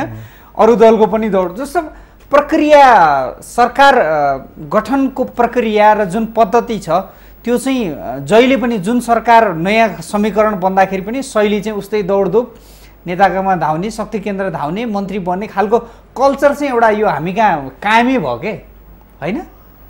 अथवा यसलाई मन्त्री बन्नका लागि आधार के अथवा के भन्ने खालको एउटा तय नै भएन जस्तो लाग्छ। यो कारण चाहिँ के होला? मन्त्री बन्न त्यसरी अमर्यादित अवाञ्छित गतिविधिमा संलग्न हुनु त चाहिँ कुनै पनि हालतमा राम्रो कुरा होइन। मन्त्री बन्नका लागि कुनै पनि पार्टीभित्र एउटा मापदण्ड नै हुन्छ। जस्तो नेपाली कांग्रेसको विधानको कुरा मैले पहिले पनि भनेको छु, केन्द्रीय समितिले एउटा मापदण्ड बनाउँछ, त्यसमा संसदीय बोर्ड हुन्छ या संसदीय बोर्ड नभएको अवस्थामा पार्टी सभापतिजी हुनुहुन्छ, उहाँले पनि इभ्यालुएसन गर्नुहुन्छ। आफ्ना कुराहरू, आफ्ना अवधारणाहरू राख्नुपर्ने कुरा स्वाभाविकै हुन्छ। अब हामी कहाँ चाहिँ के छ भन्नुहुन्छ भने जनताबाट आएका साथीहरू छन्। अब विदेशमा चाहिँ एक्सपर्टलाई उनीहरूको विज्ञता हेरेर मन्त्रीमा ल्याउने लैजाने गरिन्छ। अब हामी कहाँ चाहिँ 7वटा प्रदेश छ, त्यो 7वटा प्रदेशबाट रिप्रेजेन्टेसन गराउनु पर्ने होला। त्यसपछि समावेशिताका कुरा छन्, 33% महिलाको कुरा छ, मधेस, आदिवासी जनजाति ल्याउनु पर्ने कुरा छ। त्यसपछि अब हामी 207 जना सांसद छौँ, आफ्नो ठाउँबाट जितेर आएका कतिपय मान्छेहरू छन् जो 2 चोटि 3 चोटि पनि जितेका छन्, कोही पहिलोचोटि पनि जितेर प्रभावकारी काम गरिरहेका छन्। अब उनीहरूमध्ये पनि पार्टीभित्र हामीलाई अवसर दिनुपर्छ, हामीलाई मौका दिइएन। काङ्ग्रेसमा अहिले मन्त्री बन्नको लागि तपाईँहरूले कस्तो योग्यतालाई आधार बनाइरहनु भएको छ? छलफल के भइरहेछ? अब त्यो सबै पार्टीभित्र मन्त्री बनाउनका लागि योग्यताहरू भनेका वास्तवमा के हुनु भनेपछि अब राजनीतिलाई सम्हाल्न सक्ने अवस्था हुनु पर्यो। हामी राजनैतिक दल हौँ, यो जनतासँग हाम्रो एउटा चाहिँ सम्बन्ध छ। मेचीदेखि महाकालीसम्म विभिन्न क्राइटेरियाहरू हाम्रो पार्टीभित्र बन्न सक्छन्। विशेष गरेर भर्खरै 7वटा प्रदेश हामीले बनाएका छौँ। 7वटा प्रदेशबाट कसरी हामीले सबै प्रदेशहरूलाई सरकारमा रिप्रेजेन्टेसन गराउने भन्ने कुरा महत्त्वपूर्ण छ। जस्तो महिलाहरूको बारेमा पनि 33% महिलाहरूको आरक्षणको प्रबन्ध छ। हामीले सकभर आफ्नो तर्फबाट नत्र पुरै मन्त्री परिषदभित्र त कमसेकम 33% महिला पनि चाहिँ हुनु पर्यो, समावेशी पनि मन्त्रीमण्डल हुनु पर्यो। अब त्यसमा चाहिँ नयाँ मान्छेहरू, युवाहरू, विशेष गरेर अपर्च्युनिटी जसको छैन, जसले 2 चोटि 3 चोटि पाएका छन्, दक्ष छन्, योग्य छन्, मन्त्रालय चलाउनका लागि चाहिँ सर्टेन योग्यता पनि चाहिन्छ। किनभनेपछि भोलि मन्त्रालय भएपछि ब्युरोक्रेसी हुन्छ, एउटा संस्था हो, त्यहाँ चाहिँ त्यो संस्थामा त्यो संस्थाका बारेमा एउटा दृष्टिकोण भ्यू पनि हुनु पर्यो। उनीहरूले चाहिँ ब्युरोक्रेसीले सजेस्ट गरिरहेका हुन्छ, धेरै कुराहरू भनिरहेका हुन्छ, तर ब्युरोक्रेसीलाई पनि कहिलेकाहीँ यो बाटो जाउँ भनेर त्यसलाई गाइडलाइन दिन सक्ने, कुनै गलत बाटो गयो भने त्यसलाई चाहिँ चेक गर्न सक्ने त्यो गुरुत्व चाहिँ मन्त्रीले राख्नै पर्ने हुन्छ। त्यस्तो किसिमको मापदण्ड बनाएर चाहिँ पार्टीले सरकारमा प्रतिनिधि पठाउनुहुन्छ। हाम्रो आफ्नै सभापति पनि 3 चोटि प्रधानमन्त्री भइसकेको, बुजुर्ग र समझदारी भएको, यो सबै मेटरलाई चाहिँ बुझेको व्यक्तित्व हुनुहुन्छ।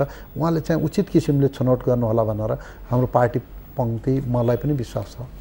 मैले इन्द्रजीलाई सोध्नु खोजेँ, जस्तो नेपालमा यो हरेक राजनीतिक घटनाक्रम परिवर्तन भइसकेको पछाडि मन्त्री बन्ने जुन खालको चाहिँ दौडधुप र जुन क्राइटेरिया, जुन शैलीबाट नेपालमा मन्त्रीहरूको सेलेक्सन गरिन्छ, यसलाई नेपालको के भन्ने, यो पोलिटिकल कमजोरी भन्ने अथवा यो यस्ता देशहरूमा अथवा विकासोन्मुख देशहरूमा हुने नै यो यस्तै हो, यसलाई कसरी बुझ्ने? होइन, नर्मल्ली एकजना पोलिटिकल क्याडरले मन्त्री परिषदमा गएर काम गर्ने अपर्च्युनिटी खोज्नु चाहिँ त्यसलाई चाहिँ अननेचुरल भनिँदैन, त्यो सामान्यतया स्वाभाविक नै लाग्छ होइन।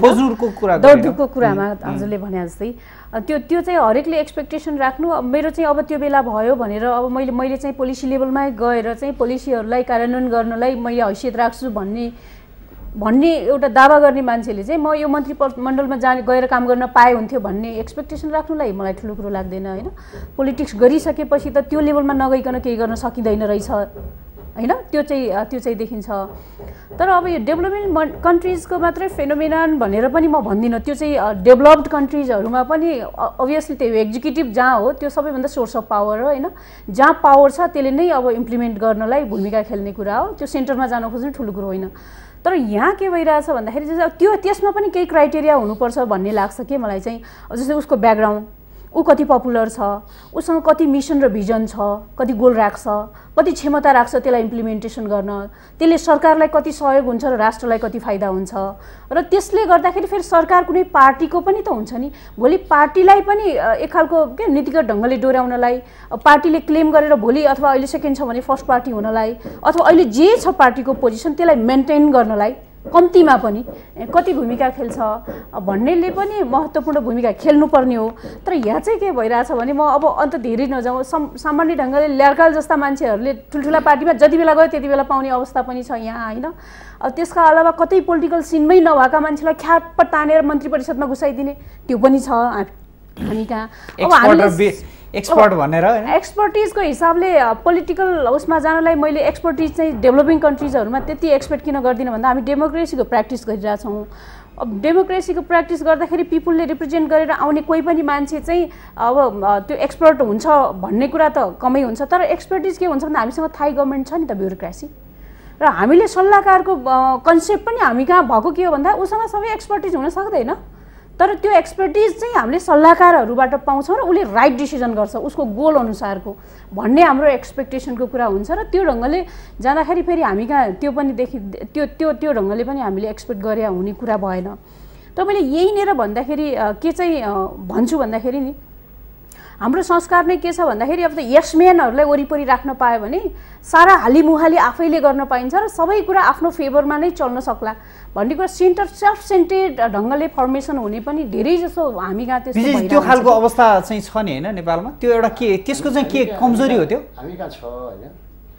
जस्तो अब हामीले एकदम विषयगत एक्सपर्टलाई मिनिस्टर बनाउँछौँ भन्यो भने त्यो नेपालमा सम्भव छैन।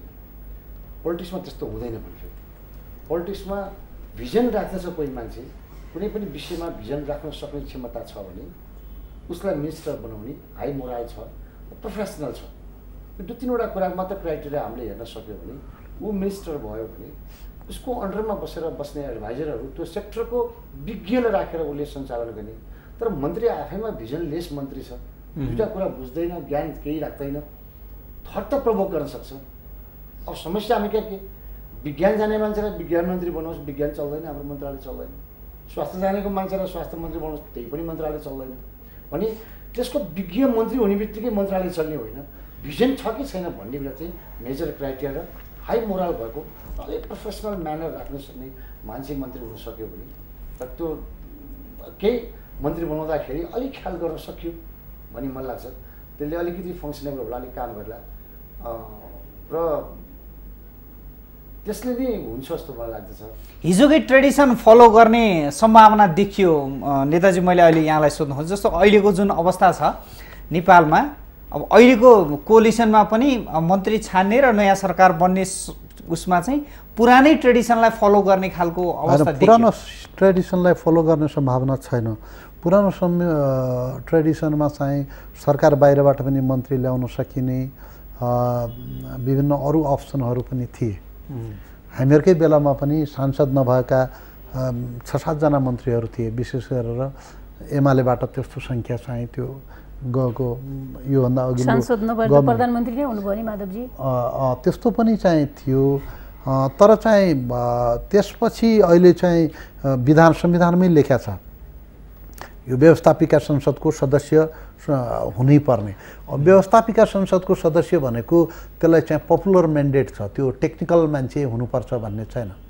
जस्तो कुनै कानुन मन्त्री बन्ने भयो भनेपछि त्यो वकिलैले बन्छ भन्ने छैन, त्यसलाई चाहिँ त्यो सिस्टमले सपोर्ट गर्छ। जसरी चाहिँ कुनै मान्छे अर्थमन्त्री बन्ने भयो भनेपछि त्यो अर्थविदै हुनुपर्छ भन्ने छैन, किनभने तपाईँले चाहिँ देखिसक्नु भएको छ कतिपय अर्थविदले पनि चलाएकोमा मान्छेहरूको शिकायतहरू आइरहेका छ र अर्थशास्त्र नपढेका मान्छेहरूले पनि राम्रो चलायो भन्ने किसिमको कुराहरू पनि आइरहेका छ।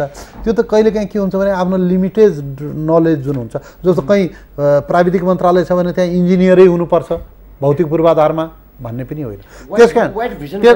त्यसकारण चाहिँ यो गभर्मेन्ट चलाउने, गभर्मेन्टको फङ्सनिङ भनेको कुरो के छ भने एउटा मान्छे जतिसुकै जान्ने भए पनि उसको ज्ञानको लिमिटेसन हुन्छ। तर उसले अरूको पोइन्ट अफ भ्यूलाई, अरूको एडभाइसलाई, अरूको फरक मतलाई कहिलेकाहीँ त्यस्ता मान्छेहरू स्पेस दिन्नन्, आफ्नै कुरा मात्रै इम्प्लिमेन्ट गर्न खोज्छन्। आफूले जति बुझेको छ त्यही सम्पूर्ण सत्य हो भनेर चाहिँ उनीहरूले इम्पोज गर्न सक्छ र त्यसले कार्यान्वयनको चरणमा, नीतिको चरणमा पनि नेगेटिभ इफेक्ट राख्छ। कतिपय मान्छे ओहो मैले बुझेको छैन, मैले यसलाई राम्रोसँग बुझ्नु पऱ्यो, त्यसको लागि म 10 जना मान्छे या 5 जना मान्छे 4 जना मान्छे बोलाएर एक्सपर्ट ओपिनियन लिउँ। एक्सपर्ट ओपिनियन मैले चाहिँ लिँदाखेरि मलाई चाहिँ नयाँ इनपुट आउँछ भन्छ, अनि त्यसपछि ब्युरोक्रेसीको एक्सपर्टहरूको ओपिनियन लिन्छ, त्यसले केही सकारात्मकताहरू चाहिँ नीतिगत कार्यान्वयनका सन्दर्भमा देखिन्छन्। त्यसकारण अब हामीले अहिलेको संविधानमा भएको प्रावधान अनुसार सांसदहरूबाट मन्त्रीहरूको छनौट हुन्छ।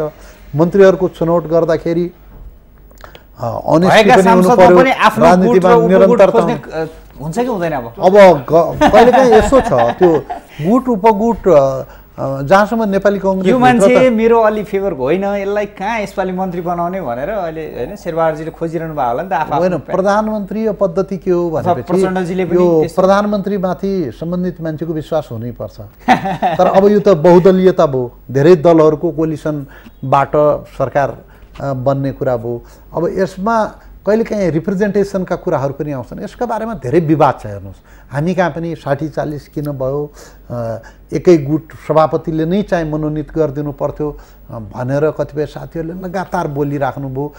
र मलाई लाग्छ नेपाली कांग्रेसको प्रशिक्षणको दरमियानमा त यो एउटा केही क्याम्पेनिङै थियो कि यो 60 र 40 खराब हो, अब चाहिँ जे हो संस्थागत गर्नुपर्छ, संस्थागत भनेको पार्टी प्रेसिडेन्ट थ्रो आउनुपर्छ भन्ने थियो। केही मान्छेहरूको ओपिनियन के थियो भने कहिलेकाहीँ डिफ्रेन्स ओपिनियन राखेका केही फरक मत भएका मान्छेहरू छन्, एकीकरणको प्रक्रियामा फरक फरक ठाउँमा भएका मान्छेहरू पनि हामी छौँ भनेपछि यहाँ चाहिँ हामीलाई सबैलाई मिल्ने गरेर सबैलाई समायोजन गरेर ल्याउनुपर्छ भन्ने पनि थियो। त्यसकारण मलाई के लाग्छ भने विगतको अनुभवको आधारमा हाम्रो सभापति चाहिँ अनुभवी हुनुहुन्छ, उहाँले चाहिँ सबैलाई मिलाएर लैजानु होला भन्ने विश्वास छ। इन्द्रजी, अब हामी कार्यक्रमको अन्तिम चरणमा आइपुगेछौँ। अब प्रचण्डकै नेतृत्वमा सरकार बन्ने अब लगभग तय नै देखिन्छ।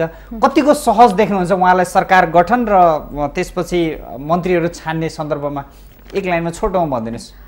मन्त्रीहरू छान्ने कुरामा त प्रधानमन्त्री, अब यो संसदीय पद्धतिमा प्रधानमन्त्री पावरफुल हुन्छ होइन। अब त्यो ढङ्गले उहाँले आफूलाई सरकारलाई कसरी ब्यालेन्स गर्ने भन्ने क्यालकुलेसनबाटै मन्त्री परिषद गठन गर्नुहुन्छ, त्यसमा त डाउट छैन होइन।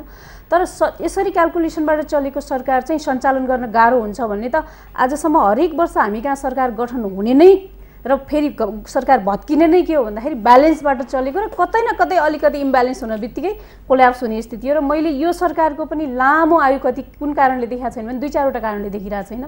अब एउटा त स्वभावैले त शान्ति प्रक्रिया छ सबैभन्दा जटिल, अनि शान्ति प्रक्रियामा जुन ढङ्गका अन्डरस्ट्यान्डिङ छन् भनेर बाहिर आइरहेछ, ती कुरालाई रिकग्निसन पनि दिनुपर्ने हुन्छ। एकातिर रिकग्निसन दिने र प्रोसेसमा जाने भन्ने कुराहरू चाहिँ कम्प्याटेबल देखिँदैन। दोस्रो चाहिँ अब कोलिसन भएको हुनाले आफ्ना आफ्ना इन्ट्रेस्टहरू छन् र कसको इन्ट्रेस्टलाई प्रायोरिटीमा राख्ने भन्ने कुराहरू छ। किन भन्दा हामी नेचुरल अलायन्सको कुरा गर्छौँ नि जहिलेसुकै, कि कसरी इन्ट्रेस्टहरू कम्प्याटेबल छन् कि अब इन्ट्रेस्टहरू चाहिँ एकदमै अपोजिटमा छन् भन्ने कुराले नै डिटर्माइन गर्ने कुरा हो। त्यो पनि गाह्रो कुरा देखिन्छ। अर्को चाहिँ एकदमै धेरै कोलिसनमा पनि 2टा पार्टी मात्रै नभएर अझ अरू 30वटा मन्त्रालय बनाउने र 30वटामा चाहिँ 8वटा चाहिँ अरूलाई दिने भन्ने एक खालको सहमति भएको भन्ने अहिले हामीले पेपरहरूमा पढिरहेछौँ। यसको मतलब अरू दलहरू पनि मन्त्री परिषदमा आउने पोसिबिलिटीहरू छन् होइन। त्यसले गर्दा त्यो ब्यालेन्समा राख्न पनि त्यति सजिलो देखिँदैन। अब अरू चाहिँ जुन क्राइसिसहरू छन्, जुन इमेज दिएर छोडेको छ नि राष्ट्रवादको ओलीले, त्यो राष्ट्रवादको इमेजलाई चाहिँ अब ग्र्याब गर्न चाहिँ अब पछिल्लो सरकारलाई चाहिँ फेरि पनि अप्ठ्यारो पनि छ। र विकासका जुन एजेन्डाहरू ओलीले फालिदिनु भएको छ बोलेर, अब ती एजेन्डालाई फेरि उसले भन्नुभएको छ देवबाजीले हामी यसलाई मान्छौँ भनेर, त्यो पनि सहज काम चाहिँ होइन जस्तो लाग्छ मलाई चाहिँ। अब हामीसँग कुराकानी गर्ने अब मञ्च धेरै थियो, तर पनि अब कार्यक्रमको निर्धारित समय सकिएको छ। कार्यक्रममा आइदिनु भयो त्यसको लागि यहाँ तिनैजनालाई धेरै धेरै धन्यवाद। तपाईँले सम्झिनुभयो, बोलाउनु भयो, धन्यवाद। मेरो तर्फबाट पनि धन्यवाद। दर्शकहरू, आज हामीले कुराकानी गऱ्यौँ नयाँ सरकार बन्ने विषयमा। हामीले 3जना व्यक्तित्वसँग कुराकानी गऱ्यौँ। उहाँहरू हुनुहुन्थ्यो नेपाली काङ्ग्रेसका नेता एनपी साउद, त्यस्तै अधिवक्ता विजयकान्त मैनाली र राजनीतिक विश्लेषक डाक्टर इन्द्र अधिकारीसँग कुराकानी गऱ्यौँ। नयाँ सरकार गठन र त्यस पछाडिका सम्भावनाहरू र नयाँ राजनीतिक परिदृश्य के हुनसक्छ भन्ने विषयमा हामी आजको सन्दर्भमा यही विषयवस्तुमा केन्द्रित रहेर आजको कुराकानी गरेका थियौँ र आजको सन्दर्भमा यही विषयवस्तुमा हामी केन्द्रित रह्यौँ। अब एउटा रिपोर्ट प्रस्तुत गर्ने बेला भएको छ र यो रिपोर्ट पछाडि फेरि आजको सन्दर्भलाई जोड्नेछौँ।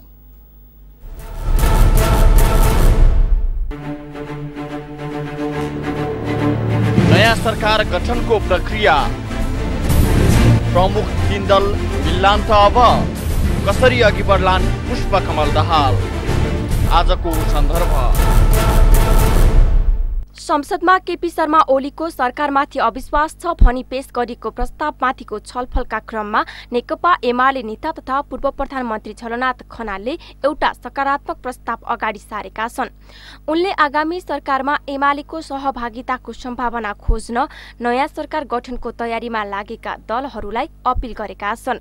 वास्तवमा संसदमा अविश्वासको प्रस्तावमाथि भएका बहस मध्ये सबैभन्दा सकारात्मक प्रस्ताव पनि यही हो। पदमुक्त भइसके सकिसकेपछि अब नयाँ प्रधानमन्त्री निर्वाचन गर्ने कुरालाई हामीले बढ्ता कसमकस जटिलताको विषय बनाउनु हुँदैन। संविधान र ऐन कानुनले जे भनेका छन् त्यस अनुरूप नयाँ सरकार बन्छ।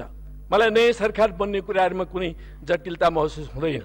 तर यसको निम्ति राष्ट्रपतिले जो आह्वान गर्नुहुन्छ सहमतिको सरकार निर्माण गर्ने कुराहरूमा त्यो एउटा मलाई लाग्छ अवसरको रूपमा हाम्रो सामु आउँछ। त्यसो हुनाले फेरि पनि सहमतितर्फ जानको लागि हामी किन हिचकिचाउने? मेरो अपिल छ, म पूर्व प्रधानमन्त्रीको हैसियतले देशको समग्र परिस्थितिलाई म जसरी देखिरहेको छु, मुलुकका सामु जुन चुनौतीहरू म देखिरहेको छु, ती सबै कुरालाई ध्यानमा राख्दा आज राष्ट्रिय एकता आवश्यकता छ। ओलीको सरकारको पतनसँगै स्वाभाविक रूपमा नयाँ सरकार गठनको कार्यले अबको संसदीय कार्यसूचीलाई प्राथमिकतामा राख्नेछ तथा देशका अगाडिको मुख्य कार्यसूची पनि यही हुनेछ। तर यस्तो सरकार केवल पहिलेको सरकारलाई विस्थापित गरेर उनै समस्या र पिरलोहरू दोहोर्याउने कर्मकाण्डी सरकार बन्नु हुँदैन। अब बन्ने सरकारका अगाडि पनि उनै कार्यभार विद्यमान छन् जुन गत असोज अन्तिम साता केपी शर्मा ओलीलाई प्रधानमन्त्री निर्वाचन गर्दा थिए। त्यो कार्यभार नयाँ संविधानलाई कार्यान्वयन गर्नु नै हो। यसका लागि संविधानमा सीमा र प्रादेशिक विभाजनमा रहेका असन्तुष्टि सहितको मधेस आन्दोलनलाई सम्बोधन गर्दै आगामी 2074 माघभित्र स्थानीय प्रादेशिक र संघीय संसद सहितको निर्वाचन सम्पन्न गर्नु छ। यो निर्वाचन केवल संविधानलाई कार्यान्वयनका लागि गरिने देखावटी कागजी काम अवश्य होइन। यो निर्वाचनबाट मात्रै संघीयताको सही अभ्यास आरम्भ हुनेछ। लोकतान्त्रिक गणतन्त्रले स्थानीय तहसम्म जरा फैलाउनेछ। जनता अहिले भन्दा बढी बलिया र शक्तिशाली बन्दै राजनीतिक प्रक्रियामा सहभागी बन्नेछन्। यसले देशमा कायम रहेको झण्डै 20 वर्ष पुरानो राजनीतिक अस्थिरता र संक्रमणकालको समेत अन्त्य गर्नेछ। यो वास्तवमा लोकतन्त्रलाई बलियो बनाउने एउटा महायज्ञ नै हो। यस्तो निर्वाचन सम्पन्न गर्नु अघि स्थानीय निकायको पुनर्संरचना, प्रादेशिक र संघीय संसदको निर्वाचन प्रयोजनका लागि निर्वाचन क्षेत्रको निर्धारण तथा प्रदेशको सीमा हेरफेर लगायत काम सम्पन्न गर्नुपर्ने हुन्छ। साथै प्रदेशहरूको प्रशासनिक राजनीतिक संगठन व्यवस्थापन पनि गर्नुपर्नेछ। यी कामका लागि कमसेकम नेपाली कांग्रेस, नेकपा एमाले र नेकपा माओवादी केन्द्र सहित मधेसवादी दल समेतका बीचमा निश्चित सहमति र सहकारीको आवश्यकता छ। गत वर्ष संविधान जारी गर्ने बेलामा माओवादीले सत्तारूढ दलसँग सहकारी गरेको भए पनि नेपालमा सत्तारूढ दल र प्रतिपक्ष बीच सहकारीको लामो अभ्यास, परम्परा र संस्कृति विकास भइसकेको छैन। यस्तो अवस्थामा सहकारी र सहमतिका लागि पनि यी सबै दल यदि सम्भव नभए संसदमा रहेका 3 ठूला राजनीतिक दलहरू सरकारमा सहभागी हुनु निकै फलदायी बन्ने निश्चित छ। सरकारको नेतृत्व गर्न अघि सरेका माओवादी केन्द्रका अध्यक्ष प्रचण्ड र नयाँ सरकारका लागि बनेको गठबन्धनको सबैभन्दा ठूलो दल नेपाली कांग्रेसका नेता शेरबहादुर देउवाले झलनाथ खनालको प्रस्तावलाई गम्भीरतापूर्वक लिनु आवश्यक छ। एमाले बिना सरकार नबन्ने त होइन, तर उनको सहभागिता या सहकार्य बिना आगामी दिनमा देश सामु रहेका कार्यभार पूरा गर्न निकै चुनौती उत्पन्न हुने निश्चित छ। त्यसैले संसदमा झलनाथ खनालले राखेको प्रस्तावमा मनन गर्नु वर्तमानको आवश्यकता हो।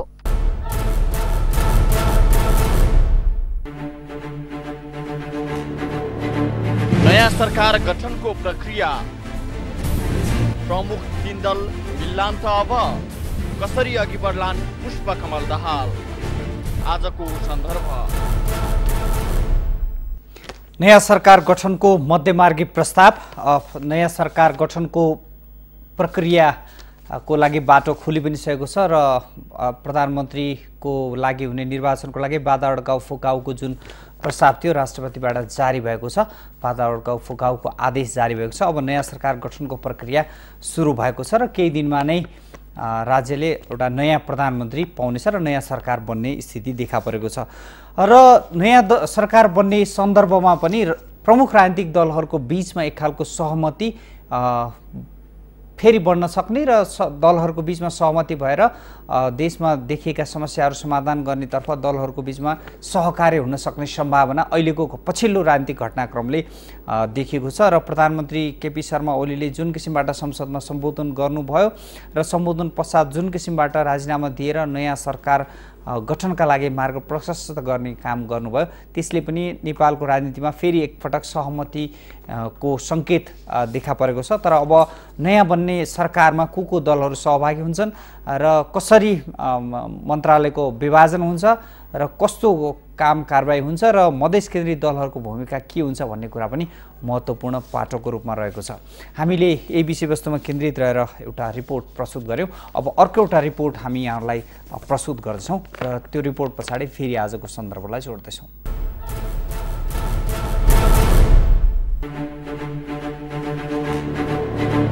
नयाँ सरकार गठनको प्रक्रिया, प्रमुख 3 दल मिल्लान् त अब कसरी अघि बढ्लान् पुष्पकमल दाहाल।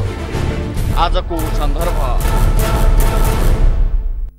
राष्ट्रपतिले बाधा अड्काउ फुकाउको आदेश जारी गर्ने नयाँ सरकार गठनका लागि संविधानको धारा 298 को व्यवस्था अपूर्ण रहेको भन्दै सरकारले आइतबार धारा 305 अनुसार बाधा अड्काउ फुकाउका लागि राष्ट्रपति विद्यादेवी भण्डारी समक्ष सिफारिस गरेको छ।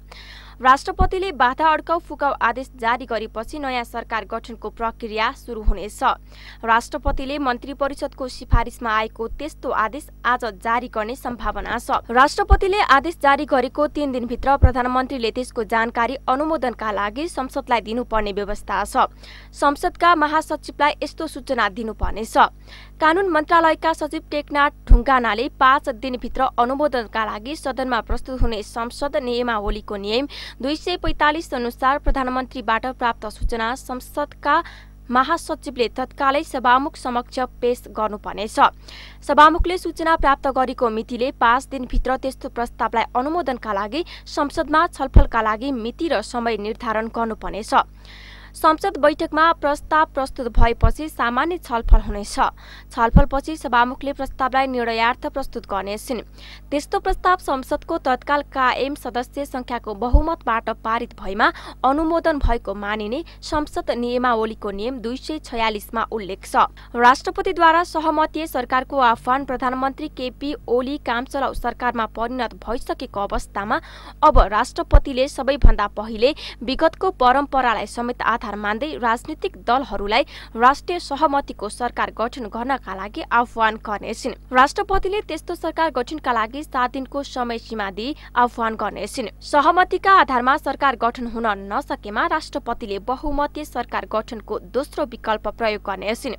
सहमतिका लागि दिएको समयावधिभित्र सरकार गठन हुन नसकेपछि राष्ट्रपतिले संसदमा पत्र पठाउँदै बहुमतीय प्रक्रियाबाट प्रधानमन्त्री चयनको प्रक्रिया थाल्न पत्र लेख्नेछिन्। संसदले प्रक्रिया सुरु गर्नेछ।